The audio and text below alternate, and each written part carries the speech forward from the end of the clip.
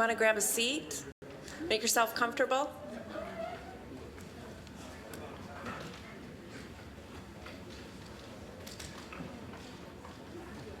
We asked the question earlier, are you nervous? Only one person admitted to it. Can you believe that?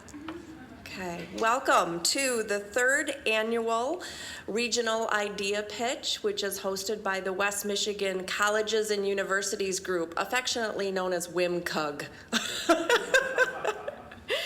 This actually is a conglomeration of colleges and universities. So I want to acknowledge the participants in the WMCUG.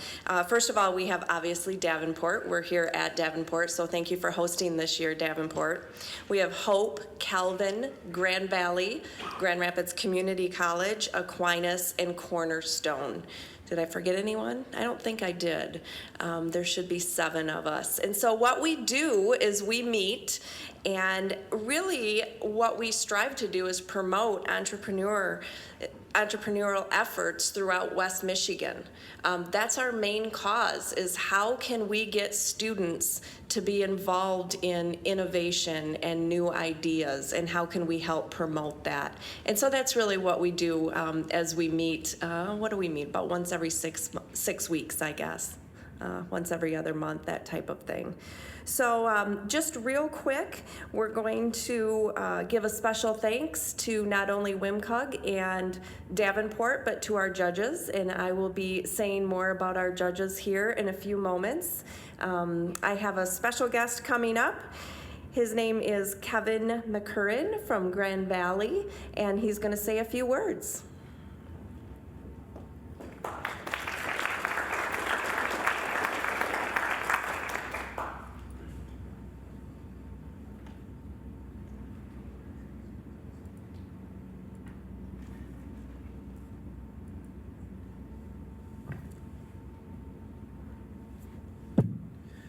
Hi, how you doing? I'm the Kevin McCurran. As she said, I'm the Executive Director of the Center for Entrepreneurship and Innovation at Grand Valley State University.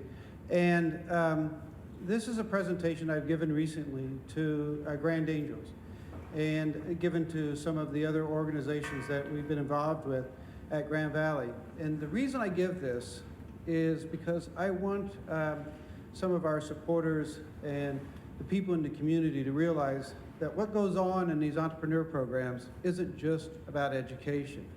It's about real life, and it's about the development of a new Michigan. You'll probably recognize many of the companies on this logo, these logos on this slide, but you probably don't realize they all have something in common. And if you'd like to, can anybody take a guess of what these companies have in common? You've got some Facebook, you have Oracle, I think, on there, you got Apple. Some of you who've got a little bit longer tooth might recognize Digital Computer and Netscape. And you also might even know something a little bit about the one in the middle, Teach for America. But do you know what's in common about these companies? What's it? No, there's something more in common. They're all started by college entrepreneurs. They're started by college entrepreneurs, but more importantly, they're started by undergraduates. Every one of these companies had a foundation by an undergraduate. The one in the middle is Teach for America. Wendy Coops started it. It's not-for-profits, probably made more impact on public schools than any other not-for-profit organization. It started as a senior at Princeton. These companies are great companies. These companies have some of the greatest value on Wall Street, all started by undergraduates. But it doesn't have to just happen on the East Coast or the West Coast. This is a list and logos of companies that we are aware of that we either started at Grand Valley, Calvin, or even Hope. And even that one over there on the right called Bean Villa, it was started at a pitch competition at the CEO organization in Chicago, and I think in 2005 by a young man named Brent Ream. So Brent goes to the CEO program where he is there for doing a pitch. And while he's there, he meets a guy who's distributing bean plants. And he says, I'm looking for college students to do bean plants. He comes back to Grand Rapids and he sets up a website to sell and distribute beans, vanilla beans. So he comes back, they do a little website. The first year, they do $8,000 of business. Last year, they did $400,000 of business. That is a company that was started by an undergraduate, by a guy that was doing pitch competitions here. So when we come to do these pitch competitions, it's not just about, education. It's about real life. It's about starting companies that will become the new companies of Michigan. The interesting thing about Bean Nilla is that he said the guy who he got him to do the distribution was actually, when he was shipping his beans over here, was actually throwing in a little bit of other stuff into it, and finally got caught and ended up in jail because of the illegal substance that he was putting in him. So Brent had to go out and find a new distribution, and he continued to do that. Thanks. So anyhow, you see some great stories there. And we have it's not just Grand Valley. If you look at Lemon Peel, that is a Hope program. If you look at Uptown Kitchen, a Calvin graduate who actually won the pitch competition last year. And to give you a little bit more about the stories, this is Jim Albright. Jim Albright is a Grand Valley graduate, graduated last year. Jim has Duchenne's disease. Duchenne's disease is an extreme form of muscular dystrophy. Jim's in a wheelchair. And Jim is a computer science major that graduated from Grand Valley. So Jim says, he realizes that when he goes in, and he has a big wheelchair, not a small wheelchair. Jim has very, very limited capability. His mom, matter of fact, goes to all the classes with him.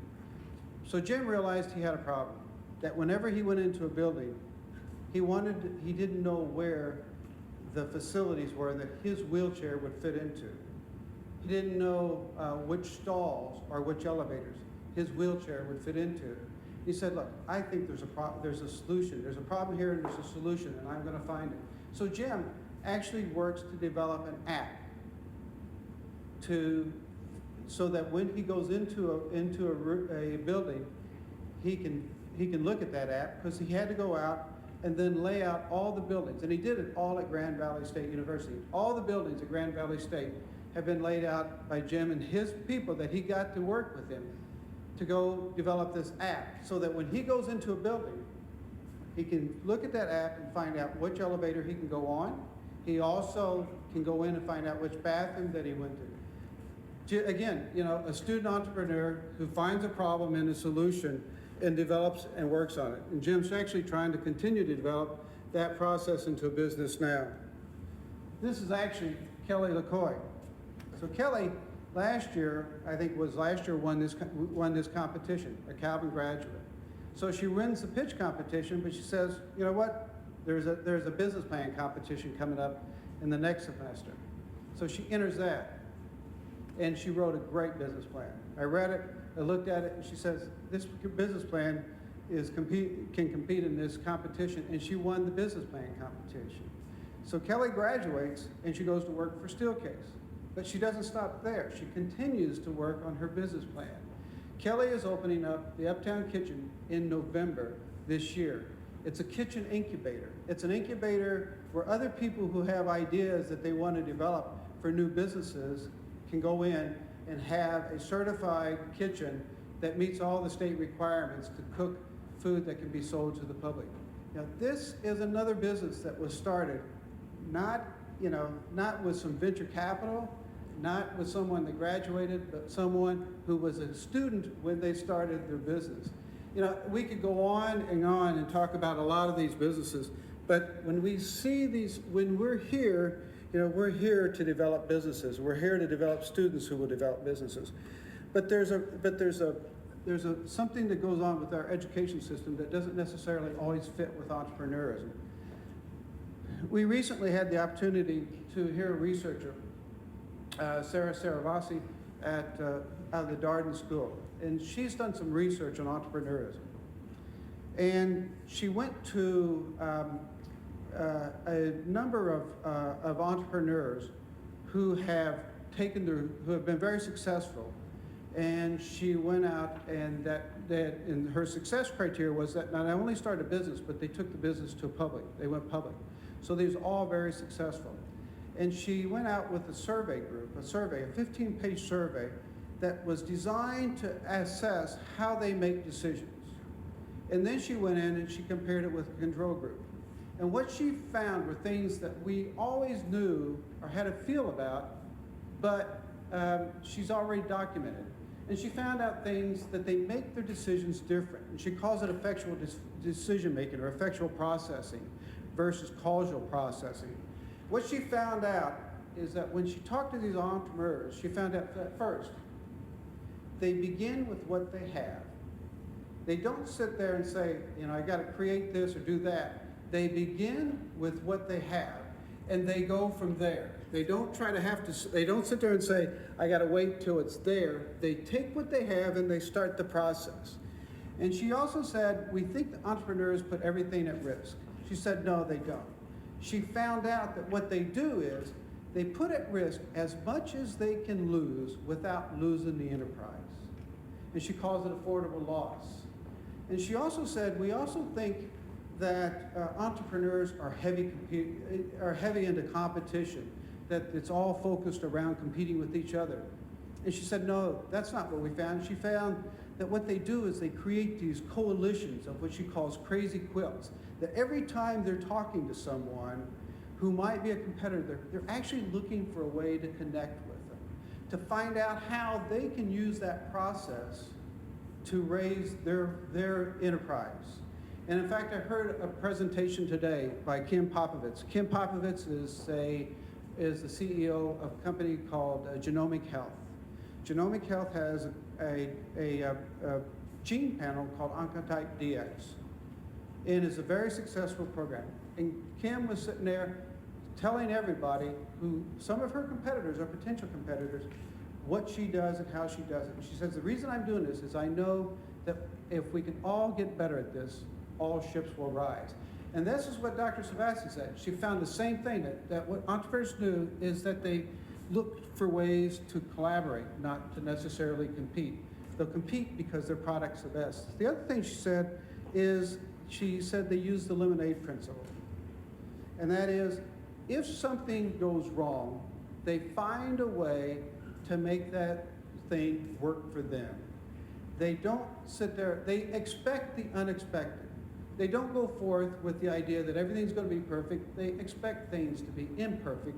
But when they find that imperfection, they find a way to use it to their advantage. And finally, she said they are the pilots in the plane. They don't expect someone to save them. They expect to find a way. They say, I'm responsible for this project. I'm responsible for this enterprise. I'm going to make it happen. So these are all things, and these are very consistent with businesses and entrepreneurs that we know.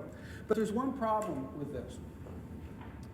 Our universities are very good, and we are all very good at taking a student coming straight out of high school, taking a lot of books, and teaching them a lot of skills, whether it's in computer sciences or accounting or finance, engineering.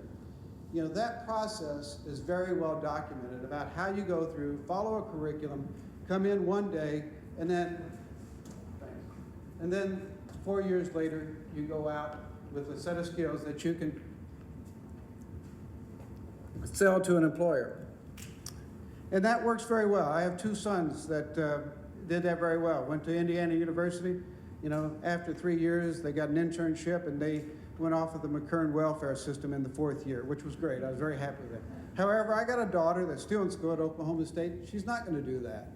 And the problem is this. What if a student comes in and they say, I don't want to just go in, learn a bunch of skills, and come out with a job? What if what I really want to do is follow the dream that I had when I came into school? What if, I find a passion in all these things that I learned that I want to pursue? How do I create that enterprise? Whether it's a not-for-profit, whether it's a for-profit, whether it's a new venture, whether it's just something that they want to do. Where do they learn the skills that you need to take an idea, a blank sheet of paper where everything starts, and make something that's sustainable. Those are skills that you don't find out in the book. Those are the start leans. Those are the incremental gains, the fail and learn, the perseverance, the things that Dr. Sarah Bassi found in her study. How do you teach that? You can't teach it. That's the problem. You can't read a book and find out that you have to learn how to fail and fail fast and fail quick so that you can do it again. And more importantly, you want to fail small enough so you don't get defeated. How do you learn that process? You can't read it, you can't pick it up in a book, and a professor can't tell it to you. The only way you can do it is through experiences and through processes that teach you. And that's why we do programs like this. These are all the programs that we do at Grand Valley, and all the universities are very much similar to that. We do these pitch competitions, the business plan competitions, the business developments. We try to give our students experiences so that they can learn those processes and perseverance and the characteristics that they'll need to create new enterprises. They might go out and become employees, and they'll be great employees because of these experiences. And they might go out and become employees and start a company later. But more importantly, if we give them those experiences here with these kinds of programs, like the pitch competition that you're going to participate in tonight, you'll be prepared to go out and create an enterprise. And if you do go work for someone, you'll be able to create an enterprise within that organization. Or if you don't stay there, you always have the opportunity to go out and create another enterprise and do it again. And that's how our new economies get created. So when we come tonight at this pitch competition, we come here not with the idea of winning some money or not with the idea of getting an A in a class. We come here with the idea of getting an experience that hopefully someday, you might be one of those companies on the first slide or the second slide. And the other thing I leave you with is a picture of Betty Ford on her last day at the west part of the Capitol. And the quote that she had is, "You never know what you can do until you have to do it." And that's what this is all about. That is, just get out there and do it. Because when you really define what an entrepreneur is, that's the name that goes with it. They're a doer. So just go out and do it. So thank you. Good luck.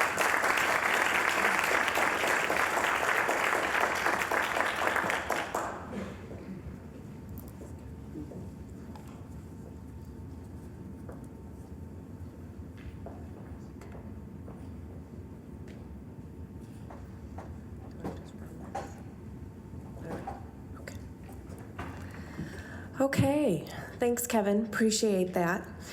As we move on in this evening, I have a couple of things that I want to go through. First of all, I want to explain the process that's going to happen tonight, because that's probably what you're a little worried about if you're sitting out there as a participant. Okay, so pretty similar to what you had at each one of your universities or colleges that you participated in already within their institution. You will still have 90 seconds for your pitch. You will get a 10-second dinger, maybe not dinger, huh? Just a little, you're gonna give them that? Okay, we're gonna just wave at you. So watch this gentleman right down here, because he's going to be your clue that you only have about 10 seconds left. If you do run into the 90-second time limit, you will be cut off. And that's the same as what you should have had at your college or your university, okay? Your presentations will then be followed by a Q&A from our judges. That will be 3 minutes. You will not be within the auditorium prior to your pitch, okay? So we're gonna ask you in a few minutes to leave and go into the holding tank before you come back in. And you all got to put your name in that huge shoe that was out there. And so I have a new order of how you're gonna be coming out. So hopefully I won't massacre your names too badly when you come out, okay?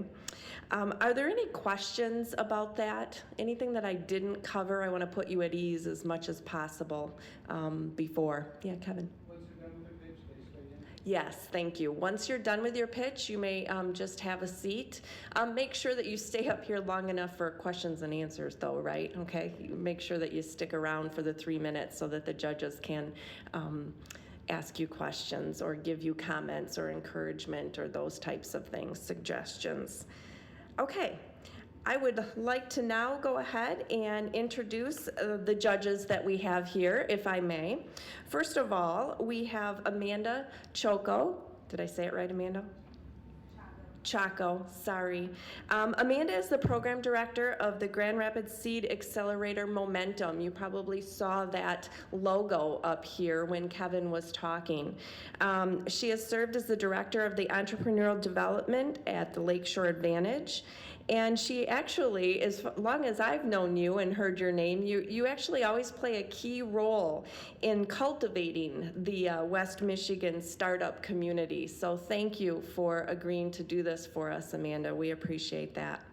Next is Fred Keller. Fred Keller is the chairman of Cascade Engineering, a company that he founded in 1973.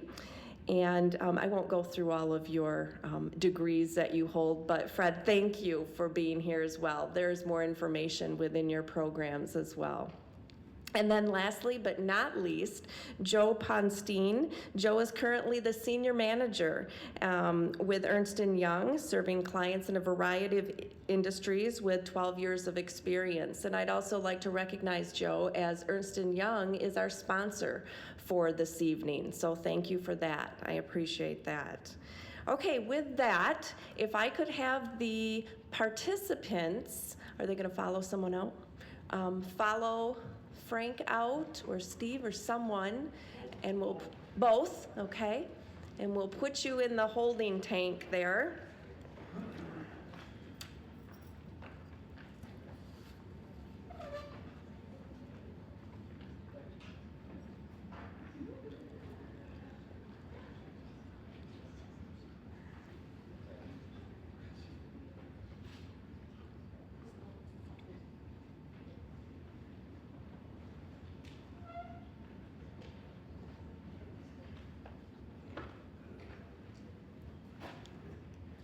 Okay, all set, Frank?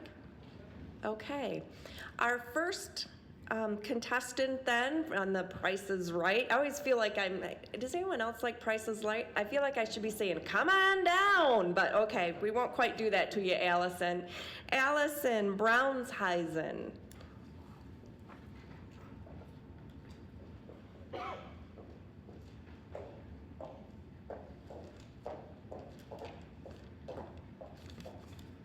Hi, my name is Allison. I'm here to tell you about a charity my friend Alicia and I are starting named Smiles for Hope. The purpose of our charity is to make children with cancer smile. Our charity makes headbands for happiness and caps for courage for children with cancer at the Helen DeVos Children's Hospital. Since we both work at Spectrum Health, we have had the opportunity to already put our idea through the test phase. With the money and supplies that have been donated so far, we've been able to put it all back into making 450 headbands and hats for the children at Helen DeVos Children's Hospital since January. We constantly receive feedback on how our headbands and hats have raised the self-esteem of these children. We aren't stopping there though. We would like to eventually create smiles in other children's hospitals around the nation and eventually around the world. We believe that even children without cancer will enjoy wearing our headbands and hats. The cost to make the headbands and hats can range from $1 to $5 to make, and we believe we can sell them for about $7 to $10. We would like to eventually sell our hats and headbands at the Butterworth Hospital gift shop to gain initial revenue. We are looking for volunteers and donations and to make more smiles for children with cancer. And we are actually having a workshop tomorrow at Butterworth Hospital across from the gift shop from 10 to 5. If anyone would like to join us, we would love to see you there. Thank you.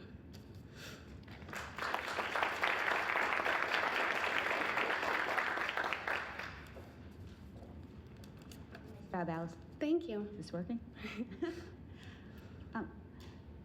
Can you tell me, do the children that receive these, does the cost go to them, or people purchase them in advance for? We actually the haven't children? sold any yet. Okay, what is your plan for the distribution of that? Is that We would just like through to the gift shop? Yeah, we would like to start off by selling them at the gift shop, but eventually we could really sell them anywhere. There's really no limits to where they could be sold. Okay, thanks. Is your plan to have the recipient purchase that, or is it purchased as a gift? Oh, all of them are all the hats and headbands are donated to the children, and they're made by volunteers and donations of supplies and donations of money. But any headbands and hats that are sold, we will sell. We will have about 57% of the profits go back into making more headbands and hats. They don't have to actually be bought with the intention of being given to someone with cancer, but they could. There's no limit to that. So there are two purposes. One is for the cancer patients, and the other one is to take them home to their own children? Or Exactly. Yes. Hi, Allison. Hi. How would you go about finding the individuals to make the headbands and hats, or are you planning to have them manufactured? We actually have already a wonderful amount of volunteers. Since we both work at Spectrum Health, we've been able to tell so many people about this that we have just people coming to us saying that they'd like to get involved. And so we hold workshops probably once a month to once every other month, just to have new people come or have the same people come, and it's really nice to see all these people getting involved. And I have one more question. Would the cancer patients be participants in this potentially? We would like to. The hospital does have a little workshop that they do kind of have little tables set up, and they have invited us to come and show the children how to make, the headbands and hats. 'Cause we do use hot glue, so there will be some supervision. Thank you. Thank you very much.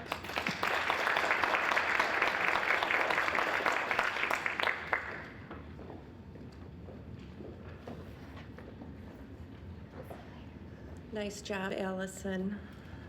We're going to give the judges just a minute or so to between or after each one of the participants so that they can go ahead and make their notes, etc.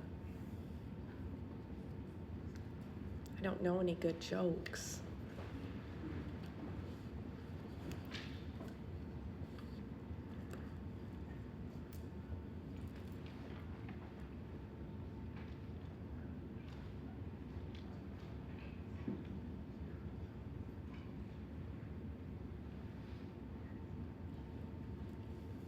Amy, did you want to remind them about the intermission, what happens after the? Sure, I can do that. When all of the participants are done, we will have a time of deliberation for the judges. And what will happen is all of you are invited to go actually south of here. As you go out on your left-hand side, there are going to be some little snacks and refreshments where you can mingle and network while the judges make their decision. And then come back. Oh, absolutely. Yeah, you have to come back. That's the best part of the whole night. You have to come back to hear who is in the top 4. Amy, Yeah. maybe you could explain to the audience what the judges are doing right now, if there's a standard scoring sheet? Sure. The judges, yes, there is a standard scoring sheet. It's each one of the colleges or universities use the same standard scoring sheet. We all agreed upon that in our WMCUG meeting, and so they're simply using that rubric. They were given that rubric prior to actually coming in, so they were a little familiar with that. Anything else? Anybody thinks anybody should know? Oh, sure. Silence of the phones. Yes. Say whether the contestants could use the handheld mic or if they had to stand there. There's both. Okay. I think that what they will do is ask you as they're coming down. Okay. If they would like. Sure. Yep.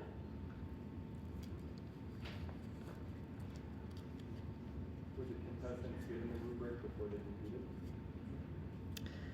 That I don't know. They used it they used the same rubric Yes. at the local Yeah, institution. it's the same rubric. So each individual school would have posted that, but I don't know tonight specifically. You're right, because it was posted on the university website. Yes. So when people submitted ideas, they could see. that it was Absolutely. Transparent. Mm-hmm. And it was in the info packet. We try not to do anything in secret. Are we all set? Our next contestant is Amy Hattori.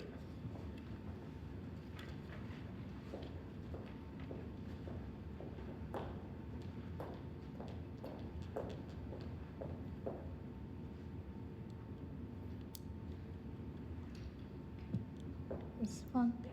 Okay.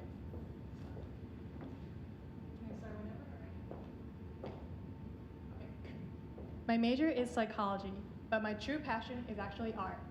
And the only reason why I didn't choose art major was because I was afraid I'm not going to find a job after I graduate. And networking is crucial in finding a job. And that's what the organization SketchJam can offer to students. The mission of SketchJam is to create a place where artists can connect with not only with each other, but also with professional artists and local businesses. SketchJam offers weekly art gatherings where members can mingle and learn about business side of art. SketchJam offers professional guest artists and portfolio critique, keep members up to date on job and internship openings, all of which helps artists prepare for integration of art and business. And SketchJam has the potential to become a talent pool where local business can look for employees or place to produce successful alumni for colleges. And that's not all. SketchJam is a collection of creative minds. Not just skills, but artists can offer creativity in business and help business succeed. And SketchJam, okay, I'm sorry, I forgot everything.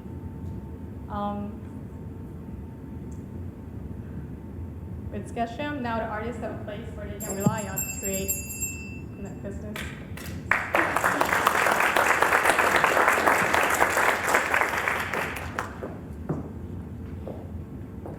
We have some questions. Oh, great. Thanks, Amy. Have you started this program yet? I actually have. I'm from Hope College, and I started an art club called SketchJam at Hope. And it's been pretty successful. I started 3 weeks ago. Okay, and do you plan on scaling it to other Yes, I'm colleges? planning to expand it to maybe Calvin, but I actually want to start at Kendall Art College.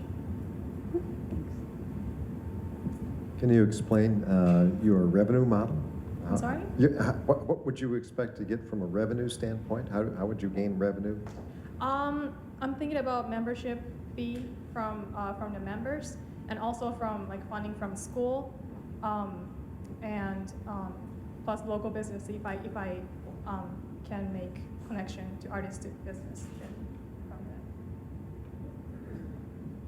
You talked about using the group to market to some companies. How exactly would you go about doing that? Integrating with the companies themselves? Oh, are you talking about the collection of creative minds and? Right. Right, because we have artists, and artists are creative people. So when people come to seek for people in SketchJam, they're not just looking for artists, but they can look for ideas that artists can come up with. And How would you make those connections with the companies themselves, though? I'm going to start locally. So since I started SketchJam at Hope College right now, I was thinking about going to business in downtown Holland and talk to them about it.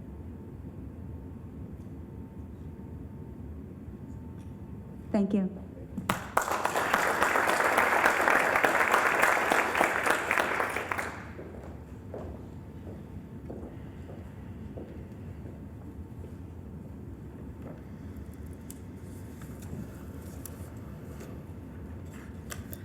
Sometimes we think that our ideas can be just hobbies. I was doing some research today, and it was interesting. I came across crazy companies, the bizarre, crazy ideas that people have had because of their interests or hobbies, but yet they've made them work, and I thought it was kind of appropriate for tonight. This one, I thought, you know what, I might be able to do this. I might be able to take this on for next week. So this woman out of Ontario actually got laid off, And during that time, she started getting into what do I want to say, contestants of sweepstakes. Okay, so in 1 week, she went online and she was putting all of this effort into entering all of these sweepstakes because she didn't have anything better to do. And the article went on to say, you know, she didn't want to watch the soap operas during the day, you know, and all of this stuff. And in 1 week, she won 3 different trips. So then she got to talking to her husband. She's like, you know, this was kind of fun. Maybe I'll turn this into a business. Of course, her husband thought that she was crazy, but she decided she was going to go forward with this. So that was in October of 2010. She now has a business. She calls herself the Contest Queen out of Ontario. She has a blog. She has a radio show. She has a website. And she also goes around and she talks in a one-day seminar type fashion on how you too can win sweepstakes. How do you like that? So think about what your hobby is and how can you turn it into making money. When I started reading this article, I thought, there's no way this article is gonna end good. There's no way this woman is making money entering sweepstakes. Not only is she making money entering sweepstakes, but she's teaching other people how to do it. So I'm thinking I'm gonna take vacation next week and go to one of her seminars. It's just a thought. Are we ready? Not quite.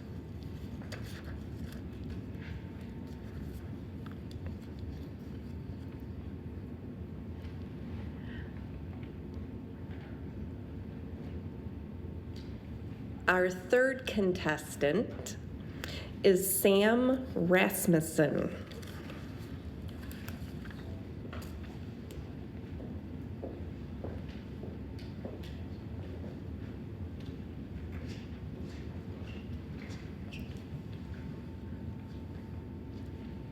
Can you hear me?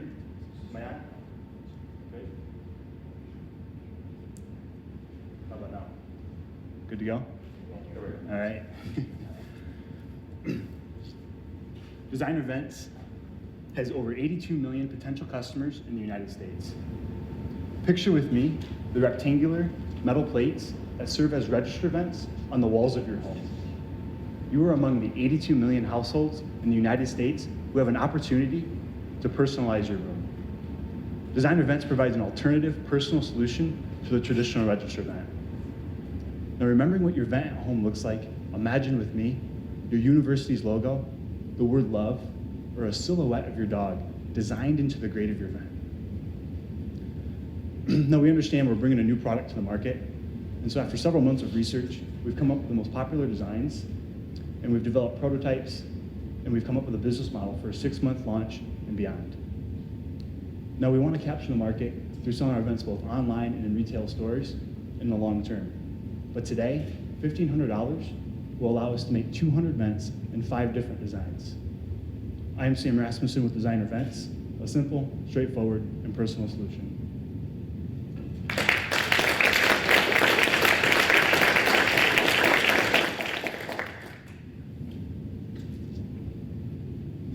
Deb, Thank you. do you customize it for each person, or do they have to choose from the designs that you've already created? Right now, we've created 26 designs.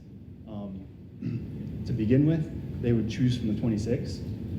In the long term, we'd like to get to a stage where we can customize each one. Yep.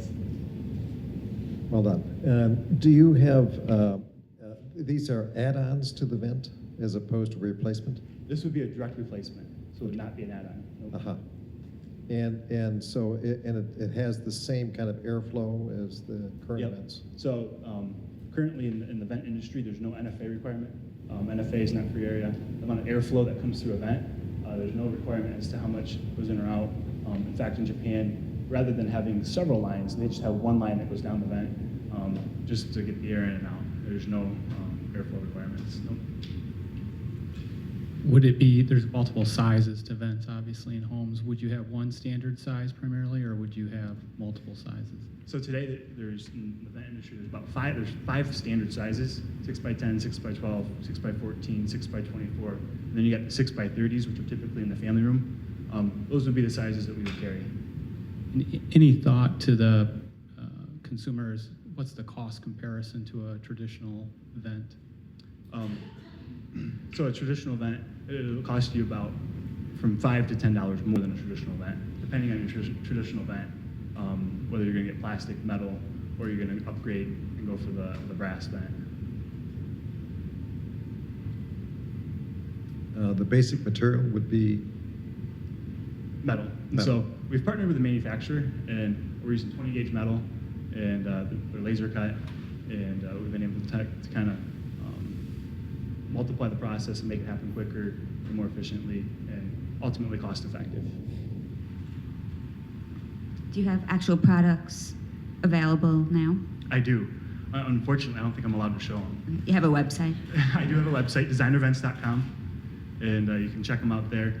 We currently haven't sold any, but we have made prototypes, and we've made them, tested them, changed them, made some more, and so currently I think we have 10 prototypes of all different sizes. Okay. Thank you.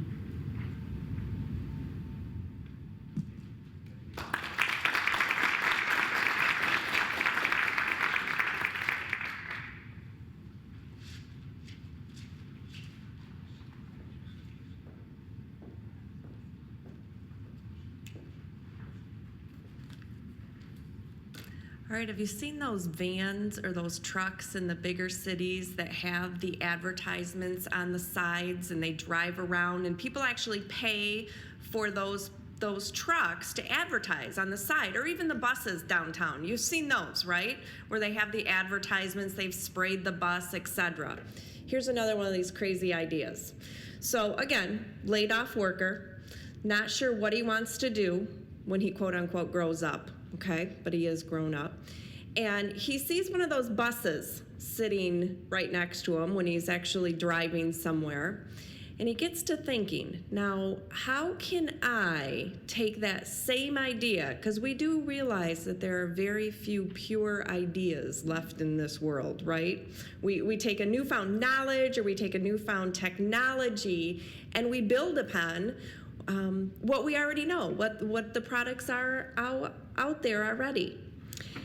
So he gets to thinking about this, and he decides that he is going to sell t-shirts. Not a novel idea. The difference is the t-shirt is going to be an advertisement for your company, and then he's going to utilize the digital camera that his wife got for Christmas, which of course he bought for his wife. And he's going to put his advertisement, you pay him to wear the t-shirt, he's going to create a YouTube video for you and post it on the web. Different version of the van driving down, believe it or not, he's making money. Wearing your t-shirt, however that may look, with your logo, your slogan. He actually in the YouTube video puts a little something about, what your company is about, what you do, what products, what services, where you're located, etc. And then creates a YouTube video of it. And then, of course, for an added price, he'll package it for you and you can put it on your website. Or you can just have it out there for free on YouTube and link to it. Another crazy, bizarre idea that someone has turned into a business. I've got lots of them. I'll come up here with lots of them for you. I had fun today. Could you tell I was so slow at work, I just had to do some research, find out what was going on. Are we good? I don't see anyone standing back there.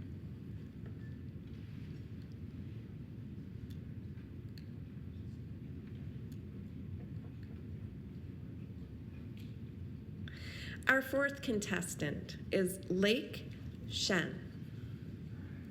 Have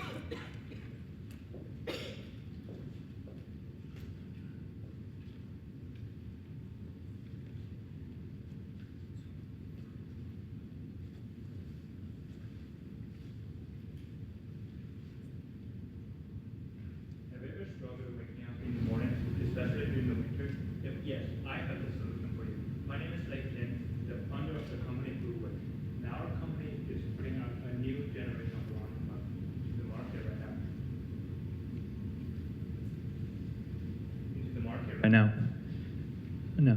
So research has shown that humans are more active and they perform better when exposed to the sunlight. And in fact, it is the blue portion, particularly 460 nanometer wavelength, that is boosting the brain activity. When the photoreceptor in the brain perceive the presence of blue light, it reduces the melatonin level in the bloodstream as well as sleepiness. For our product, a blue light will be turned on 45 minutes prior to the wake-up call with increasing brightness. Since the user's brain is already exposed to the presence of blue light, the melatonin level is reduced and the user won't feel as tired. This is why we feel our product is superior than the product in the market, because the user can wake up easier in the morning. So if you're interested in selling this product and profiting from it, I would love to have a conversation in detail with you. Thank you.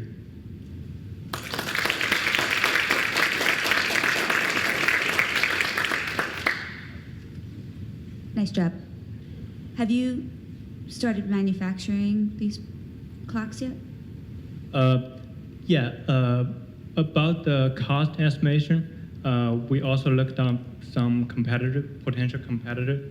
The Philips, they have the kind of dawn simulating alarm clock, which simulates the dawn in the morning, which is yellow, but it doesn't actually have the kind of effect on human brain as our product does.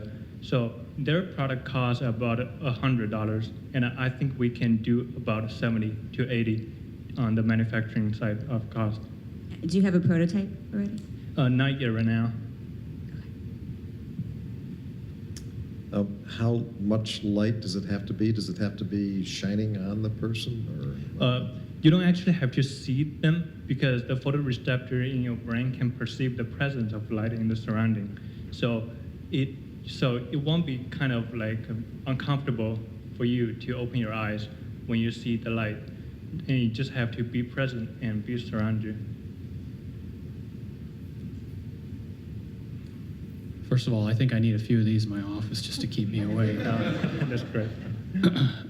So is it an alarm clock then that Yeah, you would... it is an alarm clock, because when you have an alarm clock and you're really tired in the morning, you hear the alarm and it causes a lot of stress. It's called a sleeping inertia.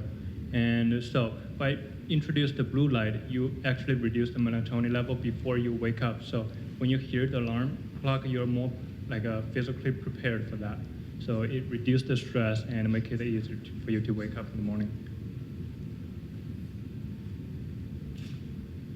Is there any relationship between the blue light specials and your alarm clock?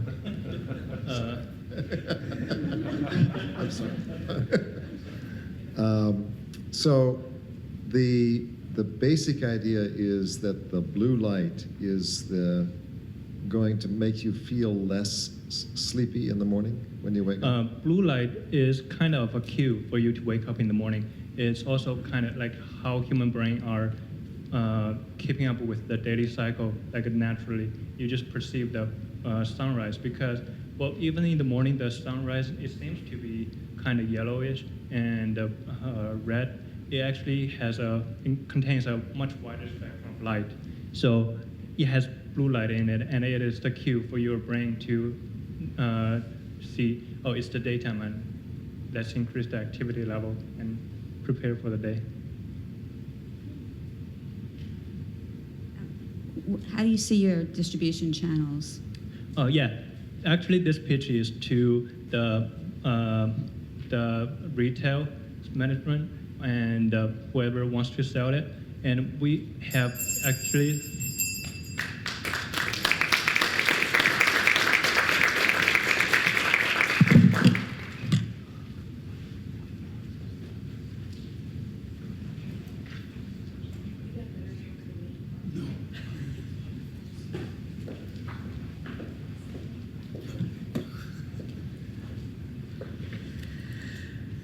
About 17 years ago, 18 years ago, I had my first child. And at that time, do you remember when they had the baby glasses and they were just coming out about that time, and all of the babies in the strollers, they had these really cute glasses. And before that, you really didn't see glasses on babies. But we all thought, I thought, as a brand new mom, that I absolutely could not have my son, you know, his eyes were going to get damaged, etc. Okay, so now I have teenagers in the house, and no one really loves me when I get home unless it's my dog. So now I want to spoil my dog. Guess what they have now? Doggy sunglasses. Not kidding, another bizarre company that has come about, and they customize doggy sunglasses for you. It's out of California, go figure, right? Okay. But you can choose the color, you can choose the size, because of course they also talk about, just like we would when we go and try on sunglasses, they talk about how different shapes look better on different dogs. And of course, colors need to complement your dog. And if you have a short-haired dog, you need a special band in the back. And if you have a long-haired dog, you need a different band because, of course, you don't want to get the band caught in the dog's hair. I was amazed that I found this out. But yes, you can even buy doggy sunglasses now. Don't worry, though, they're not real glass, so in case the dog would have a problem. Do you know how this actually came about? The inventor of these doggy sunglasses, her dog was so sensitive to the light that her dog was constantly missing the Frisbee when they played Frisbee in the park. How she figured out that it was because of the sun, I'm not quite sure. I would just figure, well, my dog doesn't know how to catch the Frisbee, but she figured it was because of the sun. So she actually rigged up a pair of sunglasses for her dog, and she claims, remember, it's her story and she's sticking to it, but she claims that now her dog does not miss any of the Frisbees in the park because of the doggy sunglasses. Just another bizarre idea out there that you too could have and turn into a company. How am I doing? Do you have any better stories than I have? It's crazy, but kind of neat. Like it.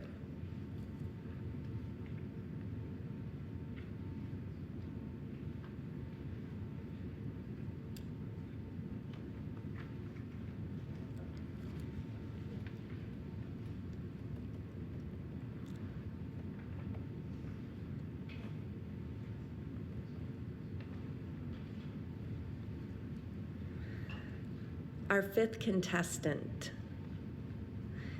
Our fifth contestant is Olga Sariva.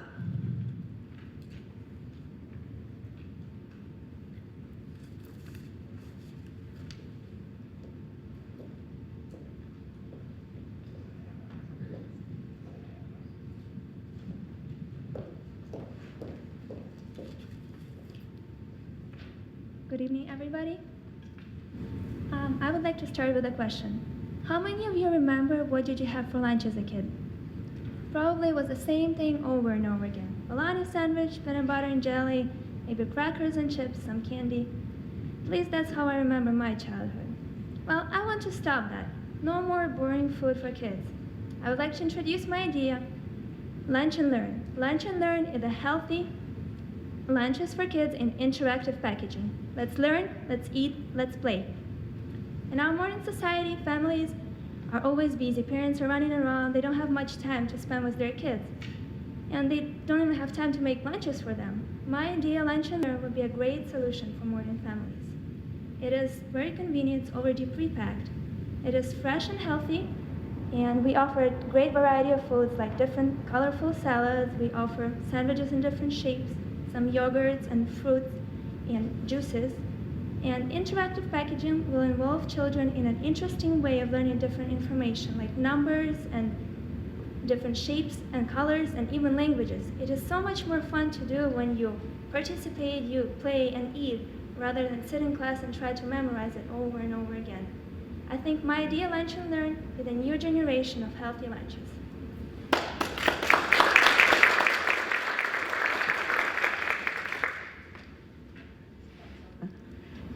What would your age demographic be for the children?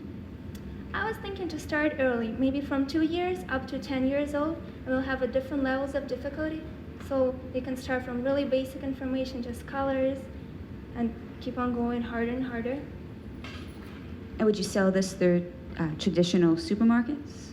I was thinking of smaller stores like Family Fare, because it's gonna be fresh, so they can't buy a whole box for a month. They would have to go stop by once a week, probably to get several of them, and Family Fare is everywhere. I think that would be a great choice. Maybe Meijer as well. So they can get a couple for a week. Thanks. What are your thoughts about packaging? Would this be individually packaged, or would it be packaged all together? It will be a set, so parents don't have to spend time putting it all together. It's already going to be packaged together like a salad and juice, a sandwich, and it will be with interactive packaging, so they will have games, and maybe underneath the food they'll have different like colors, names of it in different languages that will help kids to learn and play. Are you planning for this distribution to be through supermarkets or for schools as well, or how would you go about? Well, to try it out, I was thinking of selecting a school district and propose it to parents and give them a try, just to try it out, see if they like it. What would they rather do to deliver it to schools or at supermarkets? But I think I would rather do it in supermarkets because not everybody goes to school, and they can grab a couple for the weekend and throw in the car, give them to kids. So probably mainly supermarkets. And would the packaging allow for the kids to do it in any setting, or would it have to be something done at a table, or how would that work from the learning aspect of it?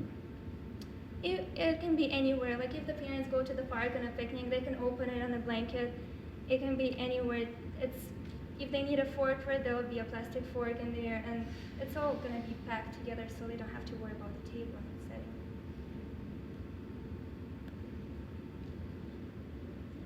Thank you.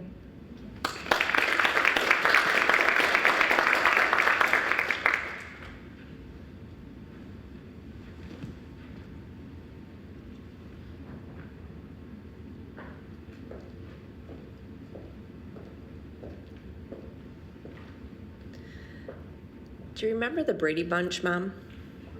Florence Henderson is her real name, but I call her the Brady Bunch Mom. That was my era that I grew up in. All right, maybe not. Maybe I was a little bit older, but still, I'm going with that story. I also am going to tell you a story, and then I'm going to connect these two together. About, I'm going to say maybe 5 years ago, 6 years ago. Now remember, I have teenagers in the house. I was all proud of myself. I came home and I said, I'm going to take a Facebook class. I'm going to learn how to use Facebook in my classroom, how I can connect with my students. My then 12, 13-year-old, who is our oldest right now, said, "You're going to take a class on Facebook, Mom?" And I said, "Yeah, I want to know how to use it." He said, "Well, I can sit down and show you how to use it. It's not that hard." I mean, he was kind of looking at me like I was pretty dumb. And by the way, I did take that Facebook class because I needed to know how to do that. And I might even need a refresher, I'm not sure. The same thing happened to Flo, okay? She couldn't figure out how to retrieve her email on her smartphone. Anybody been there? Okay, don't put your hand up. It's just me, I guess. So she had this problem. Thank you. Not just me. She had this problem. She couldn't retrieve her email on her smartphone. So she thought to herself, there has to be other seniors that are having this same problem. There has to be other people that don't want to, by the way, want to ask for help, right? I mean, the worst thing that I want to do is if I can't figure something out that involves technology is for me to go home and admit that to my teenagers at home, because now I'm really out of it. And I'm trying to go with the whole thing that I'm a cool mom still and I'm not aging and that type of thing. So she started this Flow Club. It's spelled capital F-L-O big H, stands for Florence Henderson. And basically, if you want a Facebook account made, you just pay for a service of $24.99 as a senior. It's online, you can check it out. And they will create a Facebook account for you. They even have the technology, if you have the technology at home, to log into your computer to download those software that we can't ever figure out how to do, or we can't figure out, or why that Windows pop-up keeps coming up because it's an error message, that type of thing. So it's not only a social site that you can go to, and she'll help you. She won't personally, by the way, but her staff will help you. But they also do other things for you as far as fixing your computer and that type of thing. But it's only for seniors. It's called Flow. The Flow Club is what she's calling it. I saw her first infomercial out there as well. So that started actually back in October of 2010, and she's been on infomercials, and she's got this up and running now. So there's an idea for you. All right, our next contestant is Cassandra Lamacchia.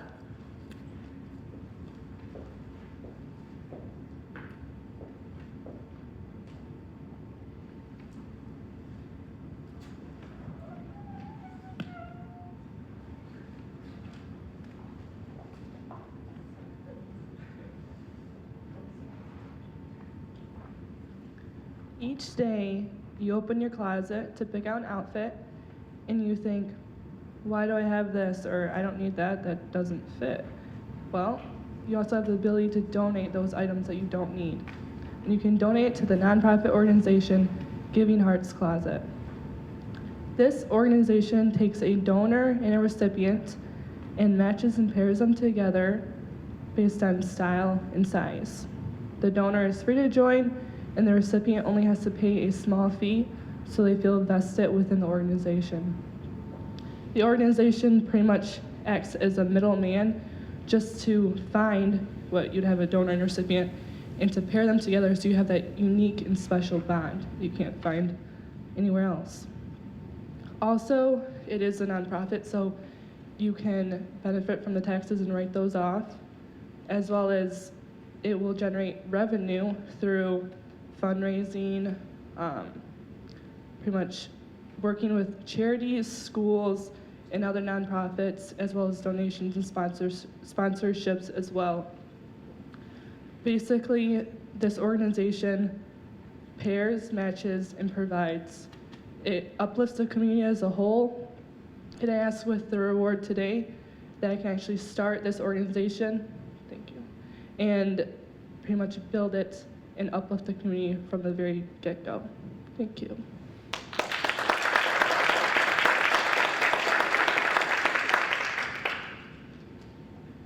I like that idea. Thank you. What's your target market for the women that are going to be receiving the clothes, and your target market for the women that will be donating the clothes? Right. Basically, well, it's anyone. It's not just women. It could be families, child to child, women to women. Also, if you have a professional man, for example, willing to donate his tux or ties to a man seeking out maybe an interview or, wanting to enter that professional world but doesn't have anything to get him to that point, those are the target markets I'd hit. Also, this isn't just driven to those who you'd automatically see and be like, oh, they're in need. With economic times, anyone could use this and benefit off of it. So it's really opening to the community as a whole. And how does the exchange take place of the clothes? There is no inventory kept. Whatever comes in is directly put out, so anything being put in is put in direct use. For example, I know a Goodwill in Lansing just closed because they couldn't keep up with the costs that pretty much to have their building there and to keep inventory. With this, there'd be no inventory. Everything coming in would be directly put to use and benefit. Well then, I'm wondering about how do you, just follow up on the inventory. So somebody is making a request first and then you find a donor? Right. Well, how it would work is understanding the mindset of those who are in need. We would set up in different locations such as churches, schools, other charities. So they will be in the locations that they would maybe normally go to, and we would outreach to them as well. So that not necessarily they have to come to us, but we will do whatever it takes to come to them and to make it available for them.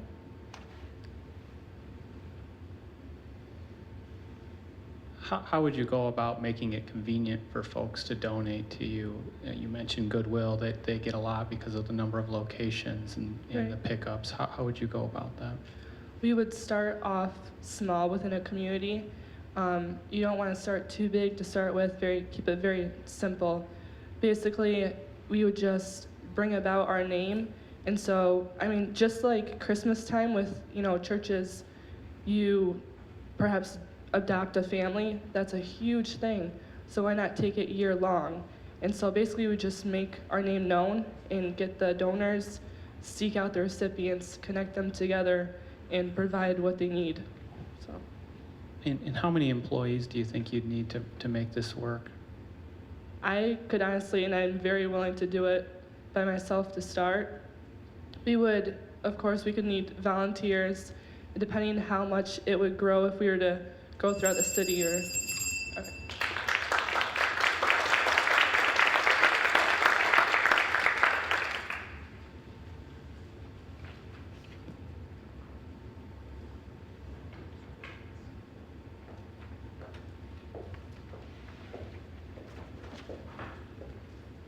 Ready for another one? Just dying to know what I'm gonna say, aren't you? I'm gonna talk about worm poop.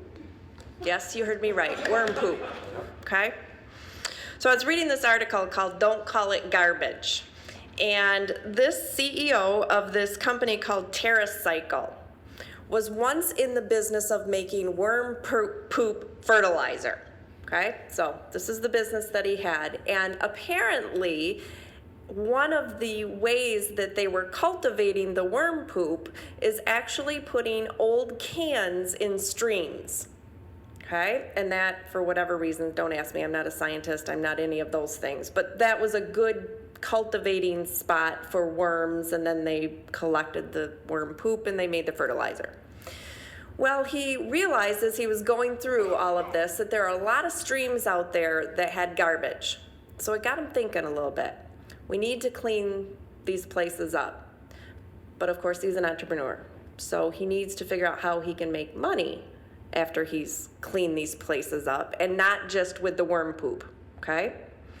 So he came up with a subsidiary of his TerraCycle, that's the name of his company, and basically they collect garbage and they upcycle it, that's his term, okay? So they upcycle that garbage into tangible products, of which you now probably don't realize you're buying at Target and Home Depot, etc.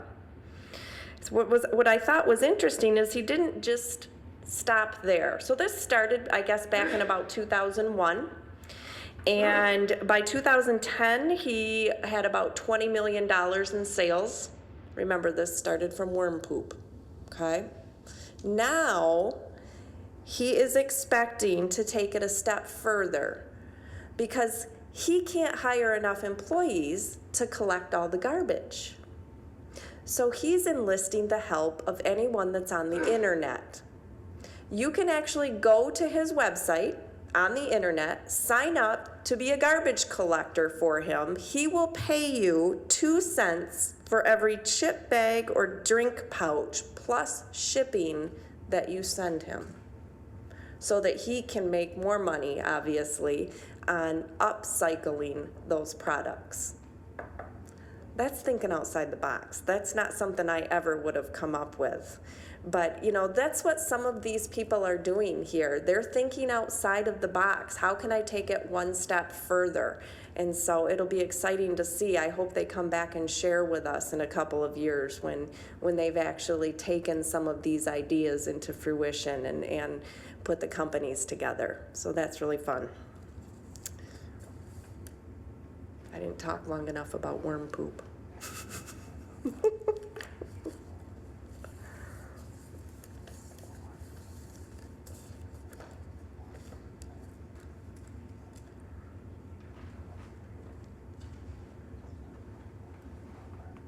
Our next contestant is Janelle Brown.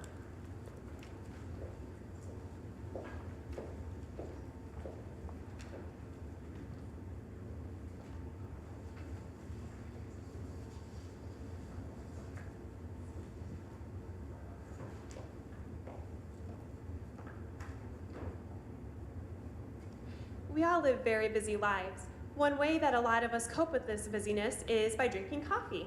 So, a couple years ago, Starbucks saw this trend and invented the Starbucks Coffee Via To Go. You pour the instant coffee in a cup of hot water, stir it up, and you have fresh Starbucks coffee at your fingertips. I should be able to sit down and know that all my coffee on the go needs are taken care of, but there's one little problem. If you're really on the go, you're not lugging a microwave around with you. So where do you really get the hot water? So to solve this problem, I invented a self-heating coffee mug. I got the idea while I was in China this summer where they have self-heating tea kettles. Essentially, it's a hot plate on the bottom of a tea kettle. You flip a switch and you have hot tea instantly and quickly. So I modified this technology to fit the bottom of a standard size travel mug. Some of my favorite features of this include a foam core on the inside to keep the contents hot and the outside cool to the touch. It also has a rechargeable battery, good for up to a week, dependent on how often you use the mug. My favorite feature is that it's easy to clean. You unscrew the encapsulated heating unit and put the mug in the dishwasher and let Whirlpool do the rest. Now, I plan to sell this idea to Starbucks, where hopefully I'll be able to pay back my student loans.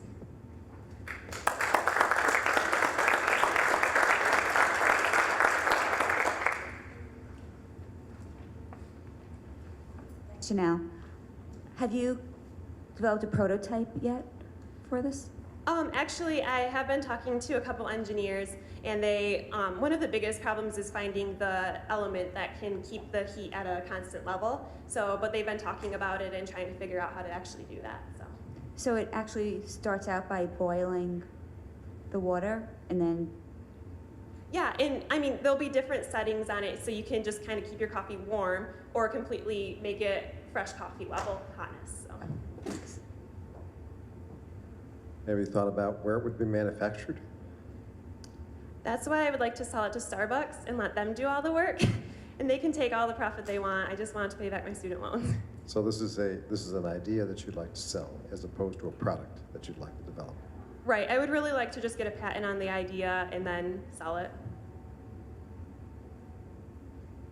For pitching the idea to a Starbucks, then have you done a cost study versus how much people would be willing to pay for something like this? About as far as I've gotten with that is I've talked to people that I know that are kind of coffee junkies like I am, and they're willing to pay, about $10 for a good travel mug without the self-heating unit, and so they said with that they'd probably be willing to pay about $20, which I figure is not going to cost very much once the prototype is up and once the process is set to manufacture it. It won't actually cost that much, because the items like it are like the self-heating tea kettle, and granted it's in China, but that sells for about 15 US. So I figure in the US people will spend a little more.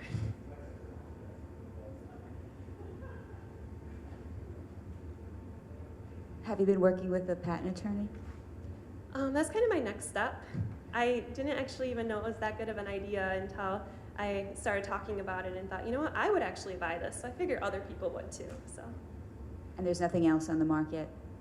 Nope, the closest one are ones that they're more of a cuff to heat your already existing coffee mug up, and you plug those into your car chargers. But that's the closest thing I could even find to meet this need. So. Thank you.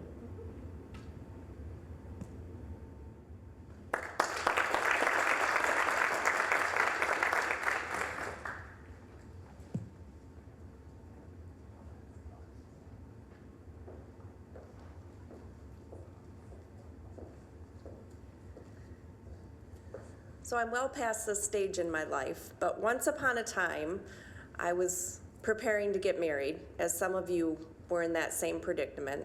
And of course, I had to have the perfect dress and the perfect hair and the perfect nails, and along came the perfect body that was supposed to go with it, okay? So someone else figured that out, and they're combining quite a few things. They're combining the bridal boutique that I would have had to go to. They're combining the nail salon that I would have had to go to. They're combining the hairdress, the hair salon that we all would have had to go to, except for Felix, because he doesn't get his hair cut or shave. And they're packaging it so that it comes to your house. So for X amount of dollars, depends on how often you want this, what does she call herself? The bridal body shop to come to your house. She will help you with the dress. She'll bring the dresses to you. She'll bring the manicurist to you. She'll bring the hairdresser to you. And yes, she will be your personal trainer as well. So it will lead up to that big wedding day of when you're supposed to look perfect. Now, men, I know you don't have to worry about any of that stuff, but the Bridal Body Shop could help the women in the audience if you wanted to check her out online. She's not in Michigan though, sorry, but she might travel, you never know. Or maybe there's a franchise by now. This was, by the way, the 4 business ideas primed for success in 2011. That's where I read that in Business News. So it's kind of interesting how she took all of these different ideas. Of course, we're all into convenience, aren't we? We all want it to come right to us. So she was banking on the fact that we wanted those services to come to us, as well as the fact that when at any other time in our lives do we spend that amount of money at one time. So she's kind of partnered with different people to bring those services to you in the home. Pretty interesting. I don't want to have to go through that again, but I think I'm good to go. I don't think we have the next contestant up yet.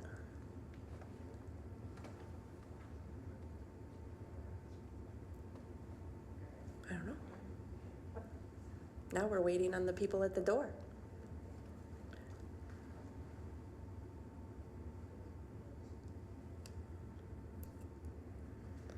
Kevin, I'm putting you on fair warning. You're coming up for the next one, okay? You have to have a story around here that you can talk about. Okay. All right, contestant number 8 is Gretchen Baldwin.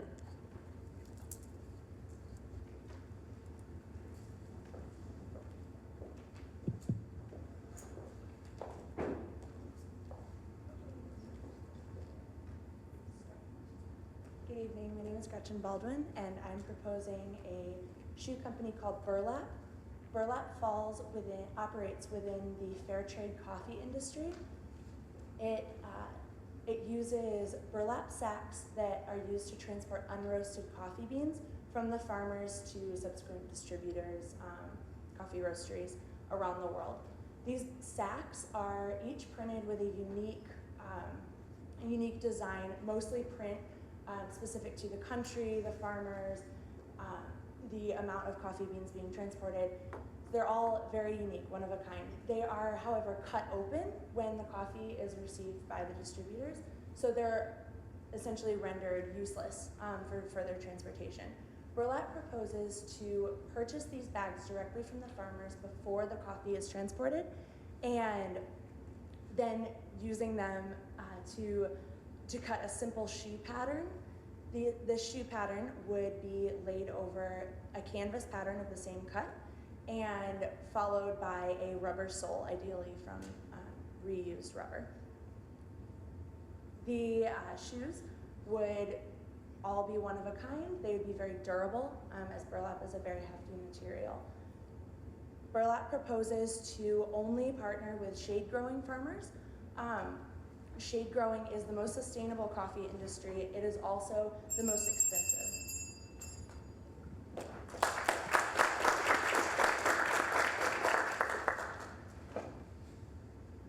Gretchen, who would be your target market for these shoes? Ideally, young adults. I think there's a certain trend in nonprofits, and I personally, as a high schooler and as a college student, have really appreciated having a way to become involved in social justice issues with my limited mobility. You know, I have to be in school and I have to be learning, but things like Invisible Children that offer a way for me to be involved as an essentially stagnant student have really gotten me into the nonprofit world and allowed me to be very educated while still remaining in school. Why do you choose to produce shoes as opposed to maybe handbags or some other item? I think the handbags have kind of been done. Etsy.com, you can find a lot of burlap products, headbands, even bags, but shoes do require a certain industry that individuals who can maybe hand sew don't have access to. It's very difficult to create a pair of shoes when you're just one person, but to create a company that's making them, I mean, it's very doable and much more unique. I think we would really be able to expand our market using shoes. Thanks for your thoughtfulness.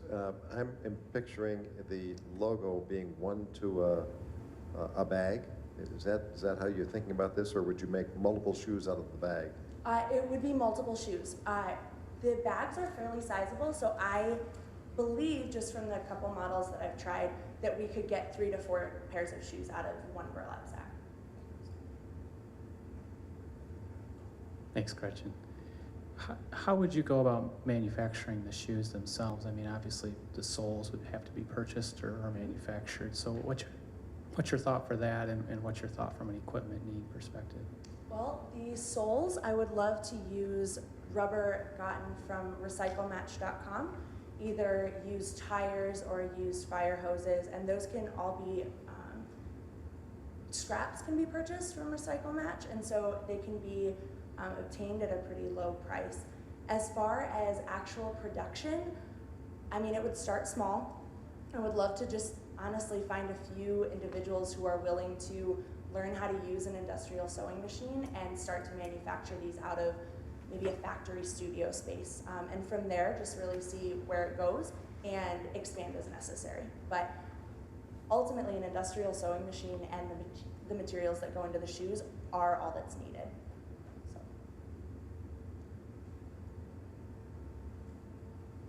Thank you.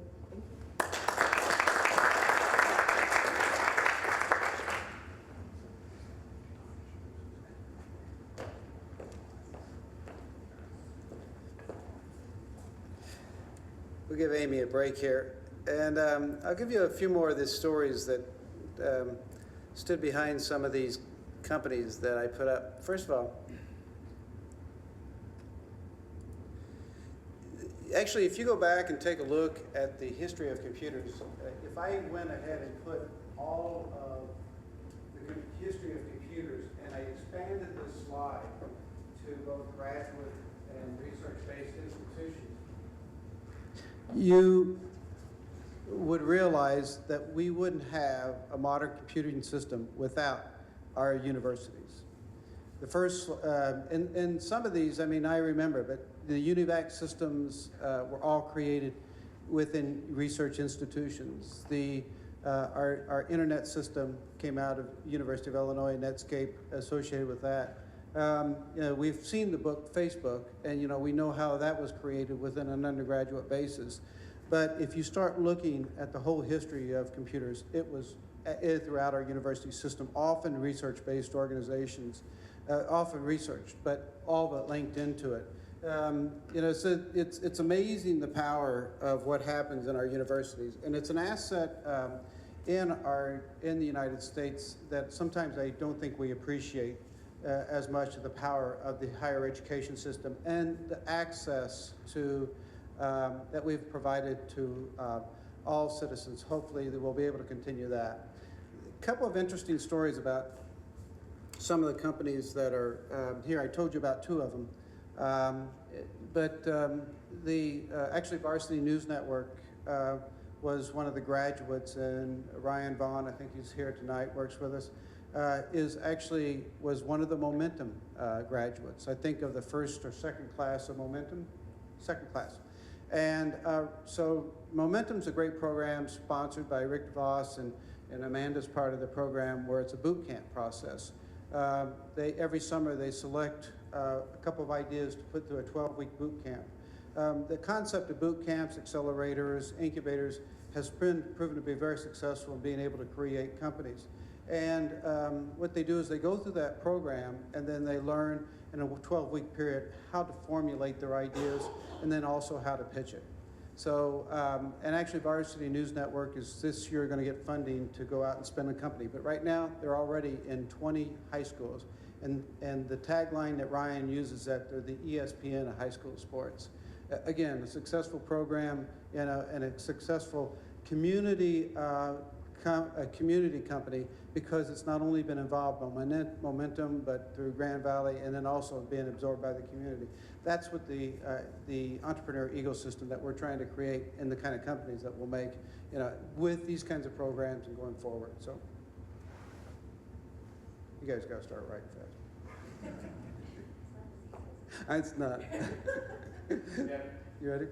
22 now, as of this week. Oh, Ryan, there's Ryan's back here, he's 22, so. But go on to Varsity News Network and you'll see some really great, and the most important, what I really love about Varsity News Network is the fact is that the content is actually being provided by students. So it's a combination of sports, but journalism, all by high school students.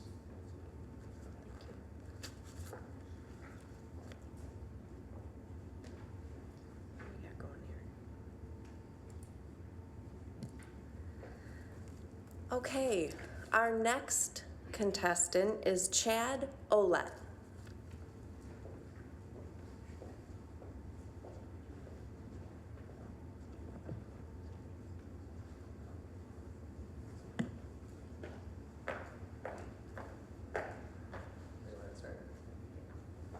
Hi, my name is Chad Olette. I'm captain of a Division III University hockey team here at Davenport.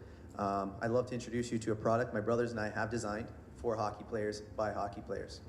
For a long time, there's been a big gap between player protection and player comfort. This is due to the amount of equipment that a player wears and the limited design capabilities of the equipment. Elbow injuries are very common to the hockey player. Again, limited design and elbow pads allow for elbow pads to slide up and down your arm. We've designed a solution for this problem. We've designed sport-specific, hockey-specific spandex apparel that increases safety of the elbow by allowing to create a better impact for what the elbow pad does. We've gone a step further. We've talked to a manufacturer. We can get this done for $10 a shirt. Industry trends dictate we can do this for $29.99. We think we have a very modest goal of 1,000 shirts in our first year. This is a gross profit just under $20,000. We've also designed a web-based business model that allows us to minimize our overhead and maximize our profits. The only step left is a $20,000 investment from our investors to take this to the next level. Thank you.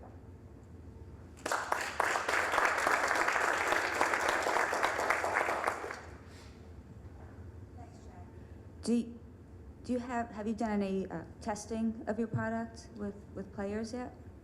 I'm a tester. My teammates are now testers as well. We've passed along our idea to our teammates, which is here at Davenport, my brother at Ferris State University, and my other brother who plays in the Southern Professional Hockey League. All three of our teams are now wearing and love the idea. Have you spoken to any other teams or coaches on their desire to have such a product? I believe every player and parent from youth all the way to senior is going to want this product. Anytime you can increase safety of a player is great. As players, we don't always think about safety first, but the great thing about our product is it significantly increases comfort to the player, which everybody will love. Well presented. What's the product is inside the shirt or attached to the shirt?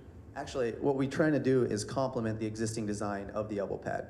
So we have a spandex long sleeve shirt that will fold up over top of your elbow pad with a strap designed inside of the spandex that will pull in and lock the elbow pad in place. So you'll no longer see players constantly adjusting and realigning their elbow pads with their elbow, which is why we have injuries today.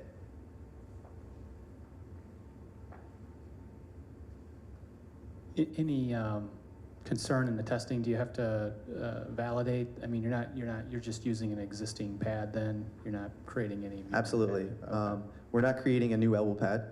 Like I said, what we want to do is complement the current design of the elbow pad to better perform its job to protect the elbow. Right now, the problem is that elbow pad is sliding around, and my arms are riddled with scars, chipped bone fragments that are flowing around. This is common. This happens to every single hockey player. So what we're trying to do is complement the existing elbow pad by helping it do its job by staying in place. Sounds like a great product. I was a hockey player at one point too. Thank you.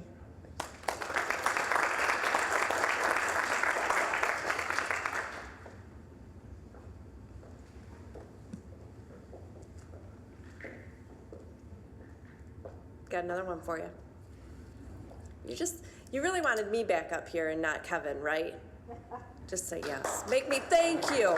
Kevin doesn't realize how hard this really can be sometimes. Okay, So we have this whole social networking thing and the smartphones going on and all that stuff. And leave it to a 19-year-old to figure out how to market to local businesses using a smartphone app, okay?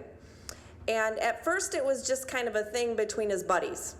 They created this app, 4 guys, actually out of Austin, Texas, and they decided that they were going to create a reward system called badges.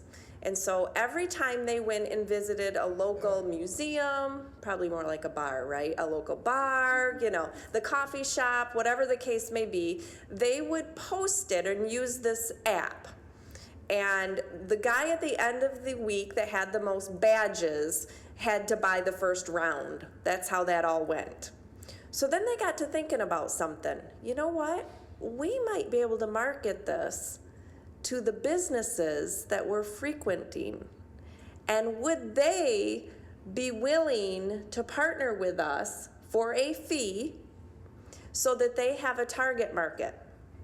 And they know who they're advertising, and they know who their frequent flyers are, so to speak, because now they will be able to track how many times these gentlemen or all of the other people that are using this app are coming back to their establishment. So they actually turned this game in which they created this app for one of their computer science classes.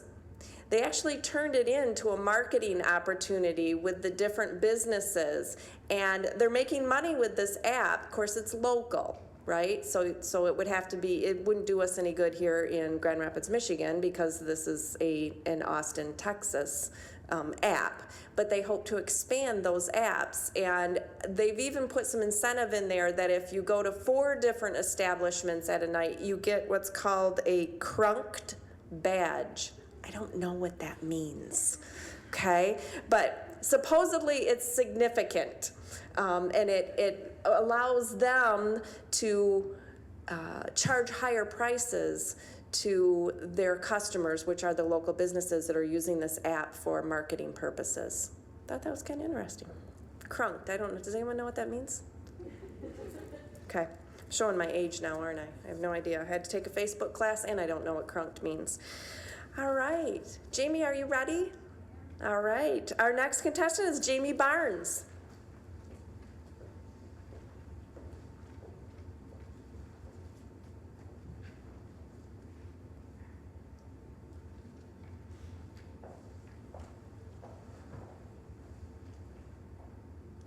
Think about the last time you went to an ice cream shop. Now imagine this, Sprinks, my self-serve, soft-serve ice cream shop. You walk in, you grab an eco-friendly container, you make your way through a line of soft-serve machines, taking as much or as little ice cream as you desire. Next, you go to the Sprinks bar, where you twist and toppings of your choice fall down on top of this creation, completing your own masterpiece. Finally, you go and you weigh your ice cream creation, and you pay by the ounce. This is Sprinks, an opportunity that is all about you and what you're craving. This is Sprinks, my idea. At Sprinks, we believe in something that will be socially responsible for the entire community. Now, there are ice cream shops on every single corner, but Sprinks will not fall behind to their competitors.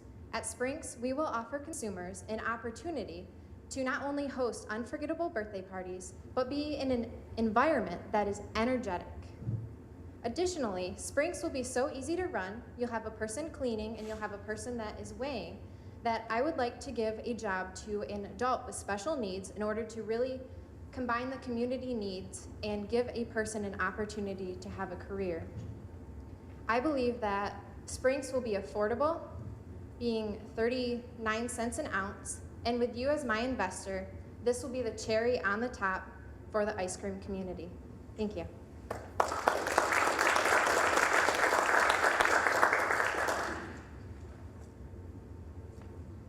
Jamie, do you see this as a franchise? Honestly, I would like to start local and really just bring a community together and start with one community being brought together. Eventually, as I said, I believe that this opportunity will be profitable, so I could see that this branching out into other communities as well. Do you have a location picked out? I would honestly love to start in Grand Rapids and just start in a place that is heavy foot traffic and go from there. So downtown Grand Rapids to me would seem like the perfect location. Well done. Do you have, is this soft serve or is this scooped out? It is all soft serve, which would also make it healthier and a clean environment. If you think about it, somebody's walking through, they pull up, what comes down, what doesn't stays in the machine. So there is limited waste. Are you thinking about doing this as a standalone box type of store, or are you thinking about doing this as like a street type of vending, or what's your thought there? As foot traffic is really important for this, I would love for it not to be a standalone, be near a mall location or even a movie theater. I believe even there's prospect to being near John Ball Zoo. With the zoo traffic, you can grab your ice cream and then proceed into the park as well. And how do you propose to get this energy in the room? Is it with music or with other sorts of, how would you do that? A wide array of things. Sprinks actually comes from the term sprinkles. I'm a fan of sprinkles myself, and also sprinkles just bring color and they bring brightness to the community as well. So I feel like sprinks that will do that by the music that is in there, as well as just the colors, the paint, the atmosphere in general will do that. Thank you. Thank you.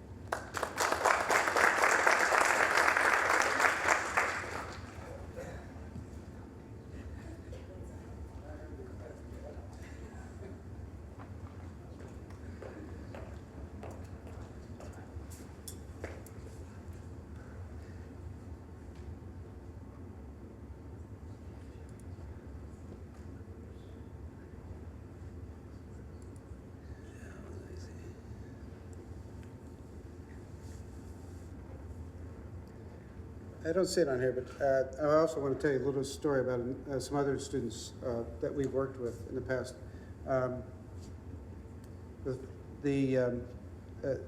There's a young man who is very interested in sustainability, and this is this is the whole story of how entrepreneurs develop. And so his whole idea was he hated the idea of seeing plastic plates and forks and bags go into the waste system, and was and particularly when he worked with some caterers. And so his whole idea was, I'm going to at least go find someone who's selling a compostable system to put into the waste system so I can sell it to caterers. And so he went out and he got a contract with a company called Vegware, and he starts selling it to caterers. And so the caterers, particularly certain caterers, were very, very interested in his product. But the problem is, they wanted to know that it was going into, the recyclable waste system, that it was going to be composted. And so the next thing he did is he ended up getting a bag that was compostable, so that the caterer could hold an event, take the material, put it into the bag, and then the bag could be taken to a composter and be recycled in that process, put in with regular yard waste. Well, then he realized that they wanted one other step. They wanted someone to actually take the trash. And because the bags and all the material in them were compostable, they wanted someone who could take the trash and knew that it would get to someplace that would recycle the waste material. And so he had a brother who was unemployed and had a pickup truck. And so he said, well, that's the solution that I'm going to get. So the next thing you know, he's doing the whole thing. He's selling them the Vegware. He's picking up the material. He's taking them out to the composter, where in West Michigan, it's easy to do because we have a system here where you can go in and put compostable type of material into the yard waste and gets turned out, and it gets recycled and turned into mulch.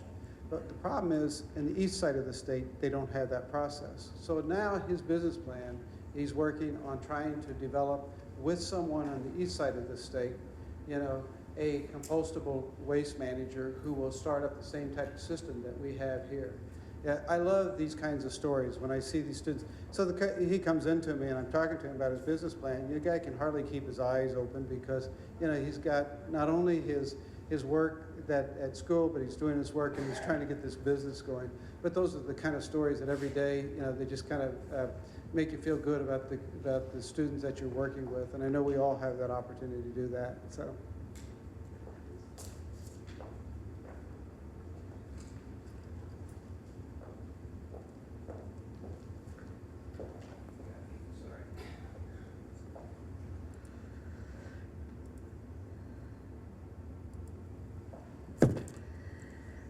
Okay, Courtney Bishop.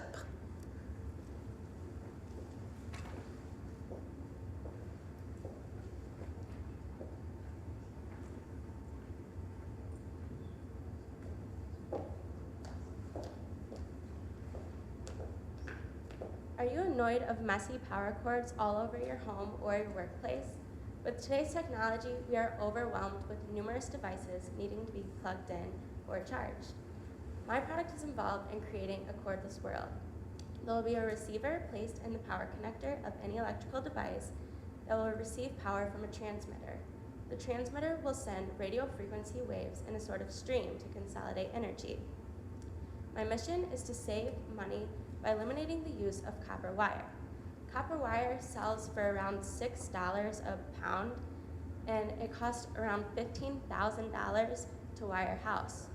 So my product would be ideal to save millions or even billions of dollars. The target markets I would like to focus on would be hospitals or factories because they use mass amounts of electricity. So this would help them to benefit with working more efficiently without all the wires in the way.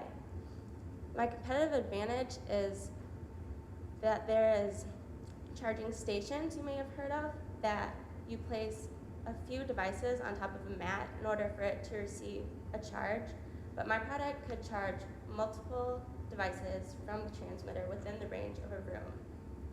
I would like to partner with office furniture manufacturers to place the transmitters into their products, and I would work with a team of engineers to figure out all the technical details of the transmitters and the receivers.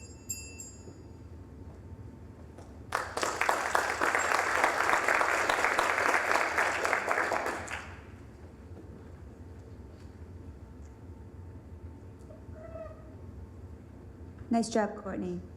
I see in the brochure that you're a business administration.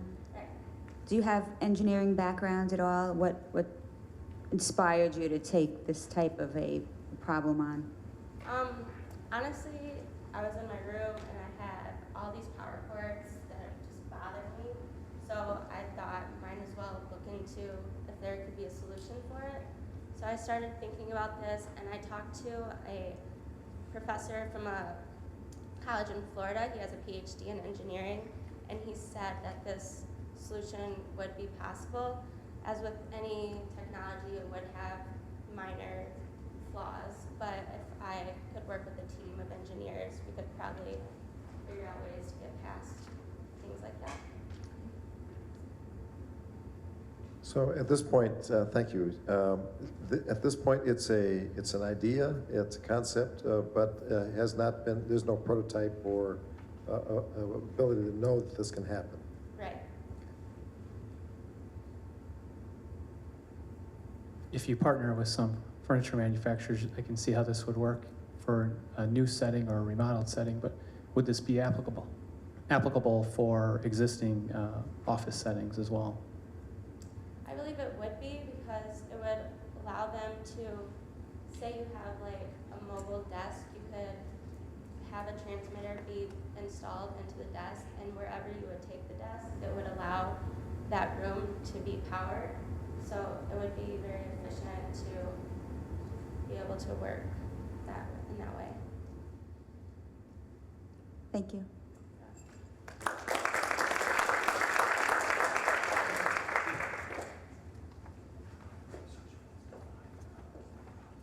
So the title of this article that I read today is called Penny Pinchers Unite. Anybody relate to that a little bit? Especially in this recession, right? We're all looking to save money here and there, whether it be on our cable bill or our phone bill or whatever the case may be. Well, this guy had the same idea, okay? So here's what he thought of. He designed a free online tool. It's actually called Bill Shrink. You can go to billshrink.com. I'm gonna check it out this weekend, by the way, because I wanna know how he could possibly help me. It's a free online tool, and it basically tries to evaluate how you can lower your monthly expenses. What's interesting about this is that it has things such as your credit cards, your cell phone bills, even your gas, okay? And they ask you a few questions about your spending, and then it sends you a list of what they deem as compatible or recommended services or vendors. And you think, well, that's great, but how's he making money? Well, of course, every entrepreneur tries to figure out how to make money. So he decided that he would, again, partner with the companies that he's representing. And he says for every change of credit card or cell phone plan by a user, Bill Shrink gets $50 to $150 from that retailer. Now, I instantly went to a dark place there, I have to tell you that, because I instantly went to, all right, so he's trying to influence you to go to the company that he would make the most profit on. He claims no. He claims he's not doing that at all, okay? What I did think was interesting is the numbers that he put out in this article. This was back in December of 2010, so we're about a year old now. He had 10 million cell phone plan combinations, 300 bank rates, 240 credit cards, and 150,000 gas stations nationwide that he was providing this service for. Pretty interesting. Okay. Next. Reset. All right, Brian Wieringa.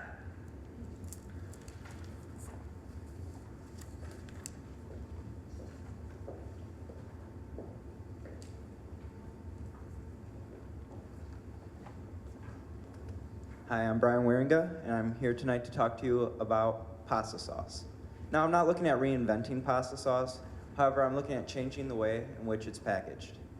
Ever since I started going to college, I've had a lot of pasta, and because it's quick and convenient. However, I always seem to have the issue of trying to finish my pasta sauce before it gets moldy. That's why I thought it'd be a great idea to have individual serving size pasta sauce. Now, this would be the same as the jars of pasta sauce. However, it would come in a box containing 5 to 10 or however much individual containers. And this would be great for college students, for small families, and also for people who live by themselves, because they won't have to worry about their pasta sauce going moldy or worry about having to fit in meals around the pasta sauce so they don't waste money. All they have to do when they want it is just take it out of the box, put it in the microwave, heat it up, and then put it on the noodles. Now, I'm not looking at starting my own pasta sauce company with this, because I feel like it would be too hard to compete with the large companies such as Kraft. That's why I was hoping to further develop the idea and then present it to them. Thank you.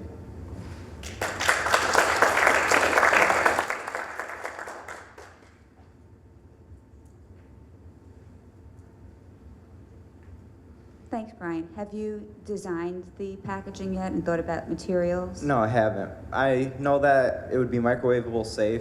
It'd be kind of, have you seen the small Pringle containers? Mm-hmm. It'd be like those kind of, but more fit towards being for pasta sauce. Thank you. Thanks, Brian. Any thoughts on how you would protect your idea? I mean, as you sit down with the manufacturer and they say, oh, thank you very much? I was hoping to get help with that because I don't really know. Have you looked at the cost of doing this type of a packaging relative to the packaging that the pasta manufacturers are using? I was thinking it was going to be a little bit more expensive because you have more materials. I mean, with the pasta sauce now, you just have a jar, and that's recyclable. So this would be a little bit more expensive, I think, because you have all those small containers inside it. So it'd be more expensive. And if it's more expensive, then is that cost mitigated by the cost of buying more pasta then? Or? I think it would be cost efficient because if you have a jar and it gets moldy, you waste a whole jar. I mean, and those are like $4. I mean, you save a lot more in the end. Thank you.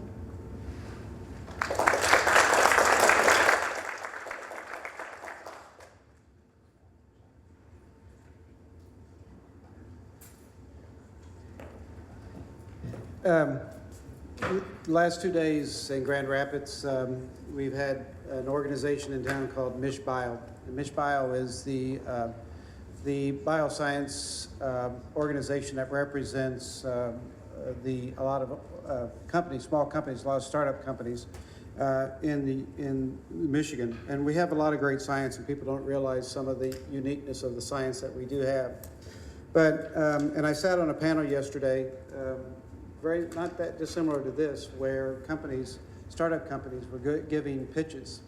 And one of the most unique ones was a company called Oreos. And Oreos is a company that came out of, it was actually developed up in Michigan Tech in the UP.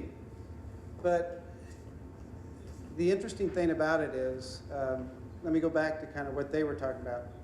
Do you realize that when a black bear goes into hibernation, through the several months that it's in hibernation, that its actual bone mass actually increases? Do you realize what would happen if you went to bed for 3 or 4 months at a time?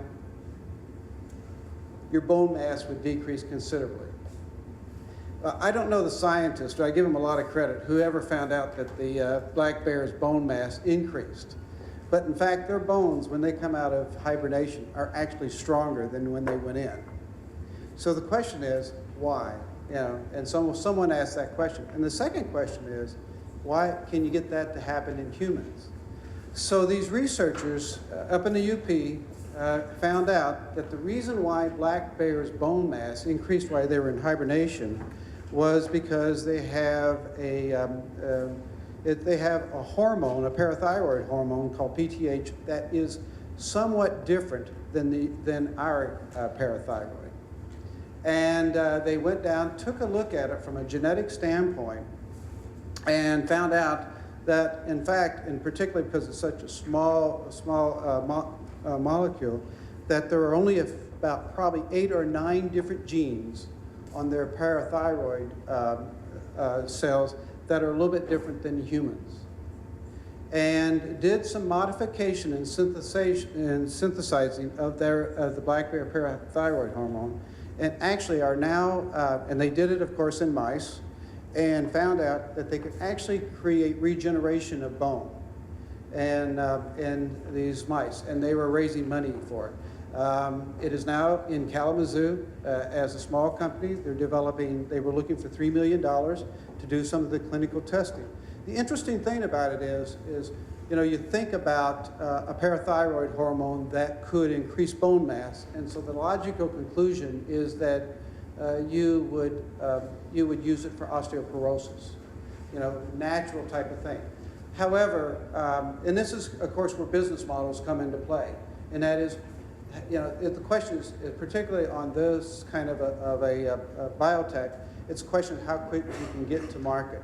So their first stage of study is actually going to be on dental implants, bone fractures, and they're going to put it in a hydrogel on those types of things where you can get it localized, and it's much easier to get to the FDA. And then the second one would be in osteoporosis treatment.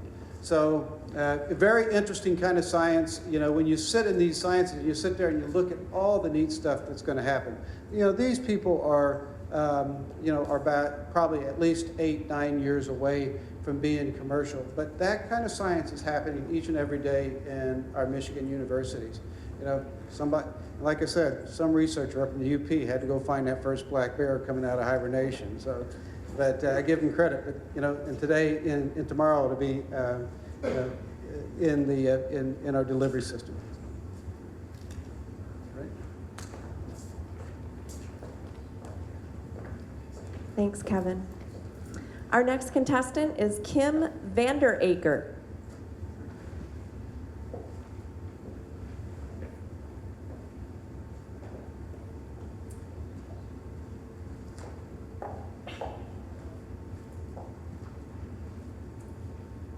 One thing I wish I had taken advantage of when I was younger is job shadowing, being exposed to different industries and to what actually happens on the job. It's such a great opportunity for young people to develop ideas or even dreams about what they might want to do in the future.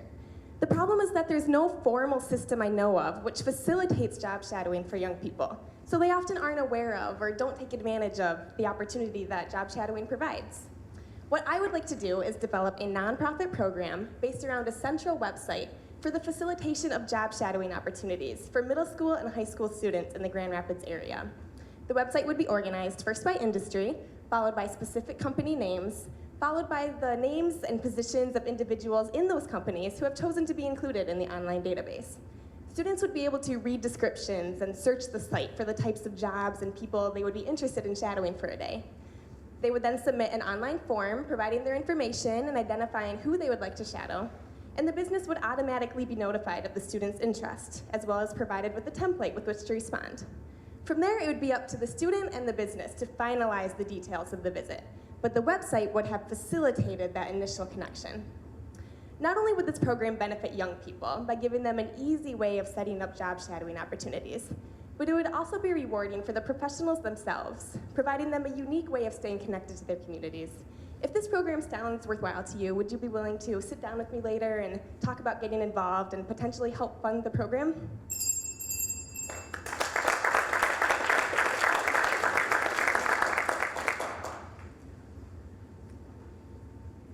Nice job, Kim. Do you see this in high schools or even younger than that? I would want to focus on middle school and high school students. I think if we were to go younger, elementary students, that might be, a little too much of a babysitting thing for the businesses. I think they wouldn't necessarily be as able to engage and ask intelligent questions, and I think middle school and high school students would benefit most from this sort of program. College students could also benefit, but I feel like college students are plenty capable themselves of kind of seeking out those opportunities on their own, and I feel that middle school and high school would be the group to target the most. Thank you. Thanks, Kim. I think this is absolutely an interesting area because of the need for connecting students with their passion. So how do you get the idea, how do you get the schools to want to do this? Or is this something that the individual does on their own? What's the point to get them to the website in the first place? Right, I think schools would definitely be a great avenue to work through. I would definitely want to target going to the schools and asking if they would allow us to, talk to their students about these kinds of opportunities and about our program in specific and how unique the opportunity is to actually get in the workplace to do this rather than to find out about a job rather than to just hear about it. And so I think going through the schools would be a great way to do that, not necessarily the only way. And do you have concerns about privacy of the students in terms of exposing their personal data to others? Because they would be submitting the information on the website. As far as I'm concerned, that would all be maintained within our program. It wouldn't be something that we would be sharing with others other than the business that they're interested in shadowing at. And so, I guess if they trust us with that and trust that we're not going to abuse it, we definitely wouldn't be giving that out to others. It would just be to make the connection with the business.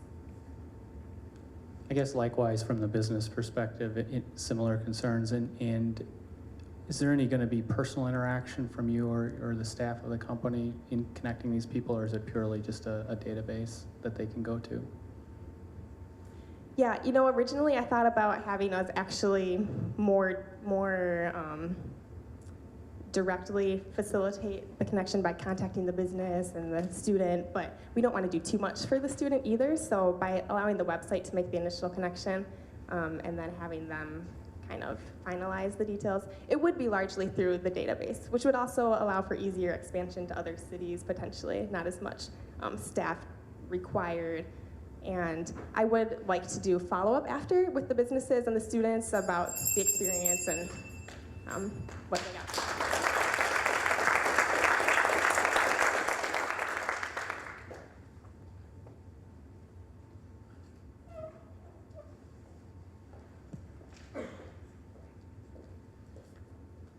Okay, so I thought I'd end the night with one more crazy company, okay? And I could kind of relate to this one because as a mom, I've always been a working mom. And so, you know, there's sacrifices that you obviously make being a working mom. And I have this term in my household called mama guilt because moms tend to feel guilty about not necessarily being there with their children all the time, and you know, you're going off to work and you're not spending all of that quality time together with your young kids. Well, apparently someone's going to capitalize on my mama guilt because what has happened is they're outsourcing domestic life. Basically, they're outsourcing moms, okay? So we're probably already kind of familiar with this. I mean, we're familiar with the whole daycare thing. We even have the nanny drop-ins now. You see those popping up around the city where, you know, if you want to go off and go shopping, you can drop off your child to the nanny daycare that's actually in a strip mall so that you can get your Christmas shopping done, etc. What about thumb sucking, though? How am I, as a mom, going to stop my kindergartner from thumb sucking? Well, guess what? There's a company out there that is going to help you do that. I love the name of this. It's called the Thumb Sucking Elimination Program. For $75, this is a real business. For $75 an hour, they're going to teach your kid to kick the habit in 5 sessions. They guarantee it. There's some others out there. There's another big job that moms have to do. Potty training. Yep, someone thought of this too. So they went out and they've started booty camp. That's what they're calling it. Sorry, I couldn't even say that without laughing. Really, really sorry about that. 1-day session guarantees to teach your child to kick the toilet without assisting or reminders. She charges $300 to $500 for her booty classes in West Chicago. And since 2002, more than 900 children have gone through the program with a 40% succession rate. I don't know. She's even released a DVD. Can barely say the name of this DVD. Booty Camp Potty Training Program, Building Self-Confidence from the Bottom Up. Sorry, I just had to end with that one. All right. So our last but not least contestant is Miles Smith.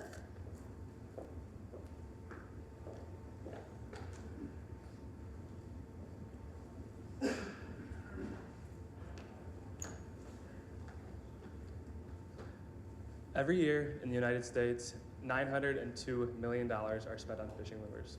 That translates into about 90 million lures being bought at $10 a piece. And eventually, every single one of these lures is going to be lost. One way or another, it's probably going to be lost from an underwater snag. So what if there was a product that existed that allowed anglers to retrieve their snag lures by having the hook break off of the lure, opposed to having the lure break off of the line, just at a predetermined rate of tension? Well, that's exactly what I've invented. My name is Miles Smith, and I invented the breakaway coupling. So I've been working on this product for the last year or so, and what I found is that it's a very difficult thing to bring a product from a concept to something you can actually make money on, right? So I feel like, though, that if there's somebody who can do it, it's me. Over the last year, I filed the provisional patent application. I've written a 20-page business plan. I've got a manufacturer lined up. I have testers lined up, and I've just been working my butt off on this thing.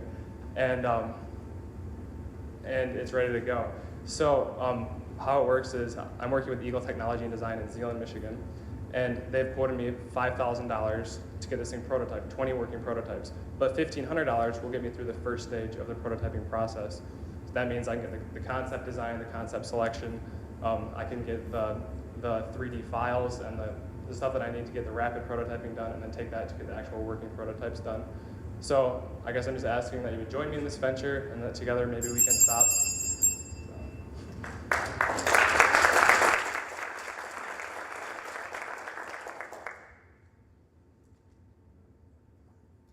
Thanks, Miles. What would your distribution channels be for your product? There are several ways I could do it. First is obviously online sales. I've recently built a Facebook page for the piece, I guess probably 6 or 7 months ago, and these guys are just lining up. You know, they want to buy this thing. There are people writing on the Facebook wall, when's this thing going to be ready, emailing me.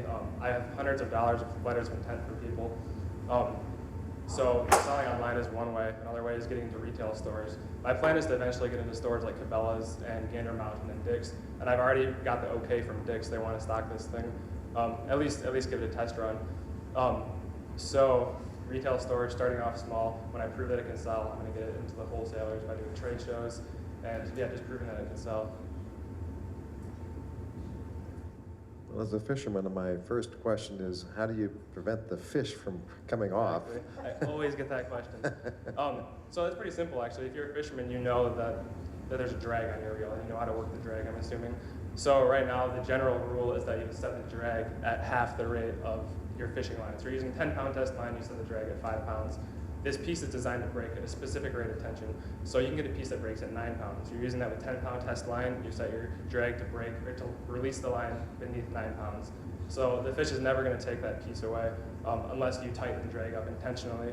And then when you get snagged, you can tighten it up and just yank that piece out. And so as long as you know how to use the drag, you're going to be fine. It won't be a problem. Any particular type of fish that you would target this for? Or? Yep. Actually, I experienced the most lure lossage in Grand Rapids, fishing for salmon, but any type of sport fish. I mean, bass, pike, muskie. If you're using crankbait, spoons, and inline spinners, those are the pieces that this is going to go on. So those types of sport fish are when you're throwing in heavy cover with logs and seaweed and stuff. Those are the fish that's going to be going for.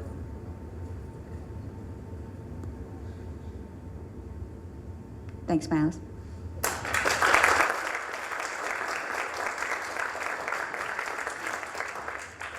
Okay, that concludes our pitches for the night. Let's give our participants just one more round of applause. They did an awesome job. Definitely.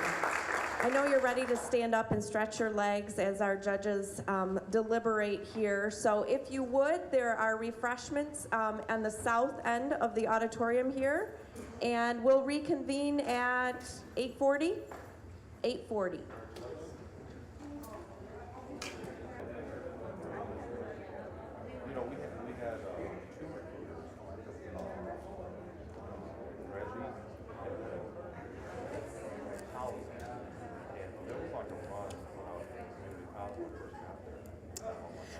I'm sorry to tell you I don't have any more stories.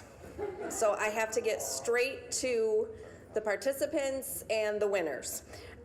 Before I do that though, I do want to put a little plug in for the spring because all of you have great ideas, and I would encourage you to participate in the Spring Business Plan, which is the next competition that the West Michigan Colleges and Universities group will be putting on. Each one of the institutions will have their own business plan competition, and then just as this was done, 2 of the finalists will go on to the regional business plan competition, and that regional competition is going to be held April 10th at Calvin College. So each one of your institutions will have more information about that and when their individual plan competitions are, but I encourage you to take this a step further. Don't let it stop here is what we're really after. Okay, if I could have, if you'll call, no, not if you'll call. If I'll call your name and you come up, we do have just a certificate of participation for you. And I'm just going to go with first name since I don't think anyone has the same first name. I don't recall that. So, Olga, if you'll come on up. And if you want to just stay right up here, we'd like to get some pictures. Miles.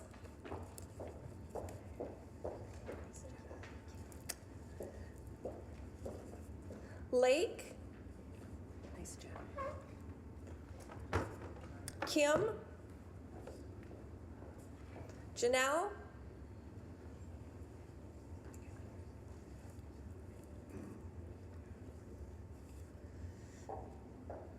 Kim. Thank you. Jamie. Gretchen.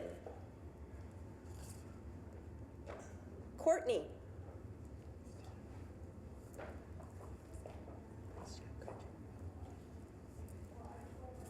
Chad.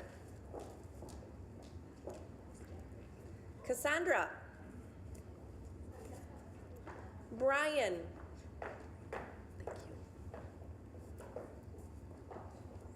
Thank you. Amy.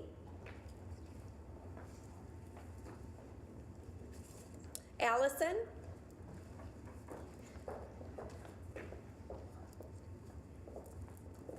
And Sam.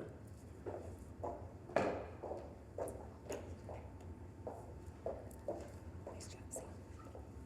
Okay, here's the toughest thing you're going to have to do all night. Turn this from here over, turn this way. Crunch together. You're fine. Crunch together. Over here. Crunch way over together. And turn that way. Crunch way over together.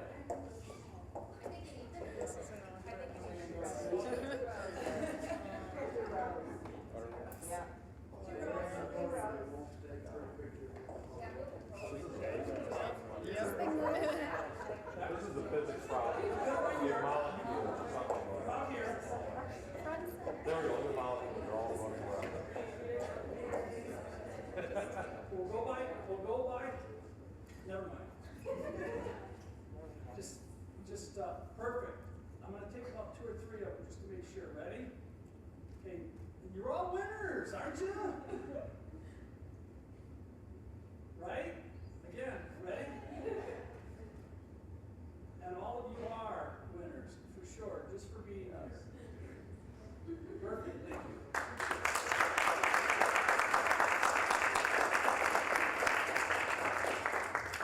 Okay, if you want to have a seat for us, please.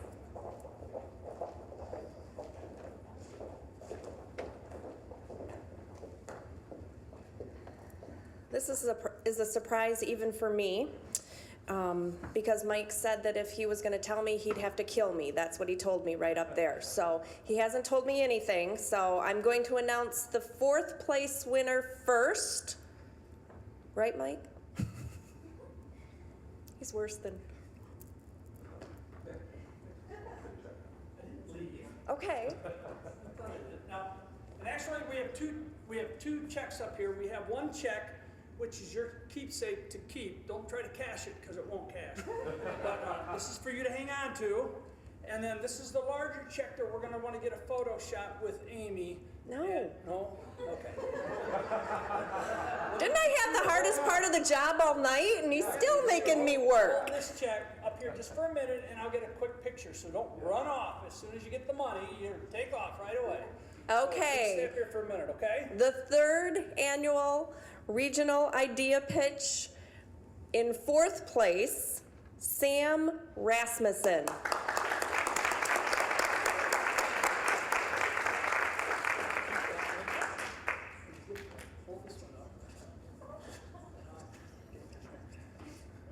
You're awfully lonely. Feel my pain, buddy.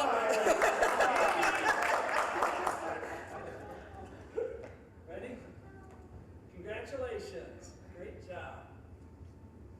Well done. Let me get another one just in case. Thank you. I like this just in case. I know. Sam, if you want to come right over here. This is your keepsake. Thank you. And in 3rd place,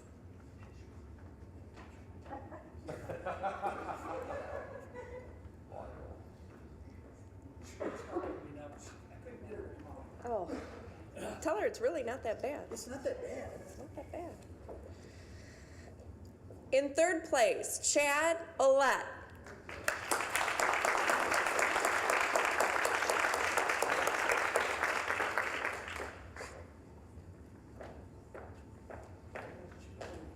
Nice job.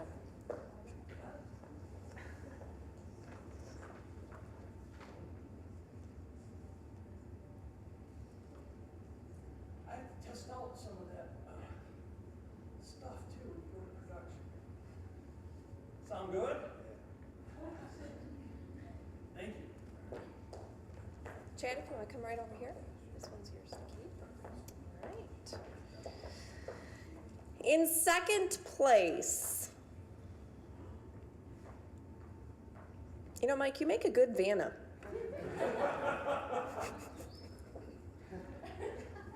I know who that is. Is that scary? Yeah. Scary that I knew too. Miles Smith. The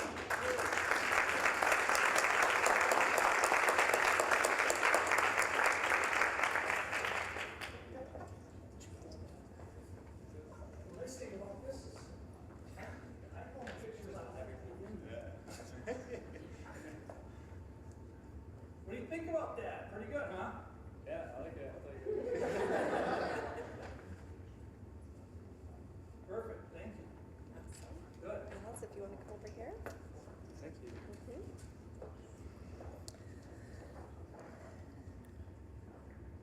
And our first place winner of the third annual Idea Pitch is Kim Vanderaker. I still didn't say it right.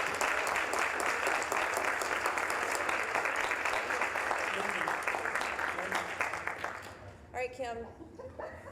What's the last name? Vandenacker. Vandenacker. Kim Vandenacker. Poor Kim.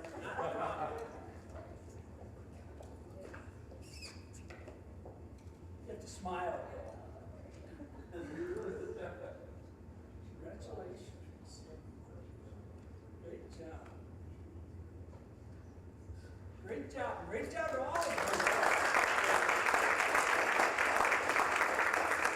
And again, before we convene, just a special thanks to Ernst & Young and to our judges, Amanda, Fred, Joe. We really appreciate your time this evening. And to all of you, we encourage you to take this further. Please do so. Thank you for coming. Also,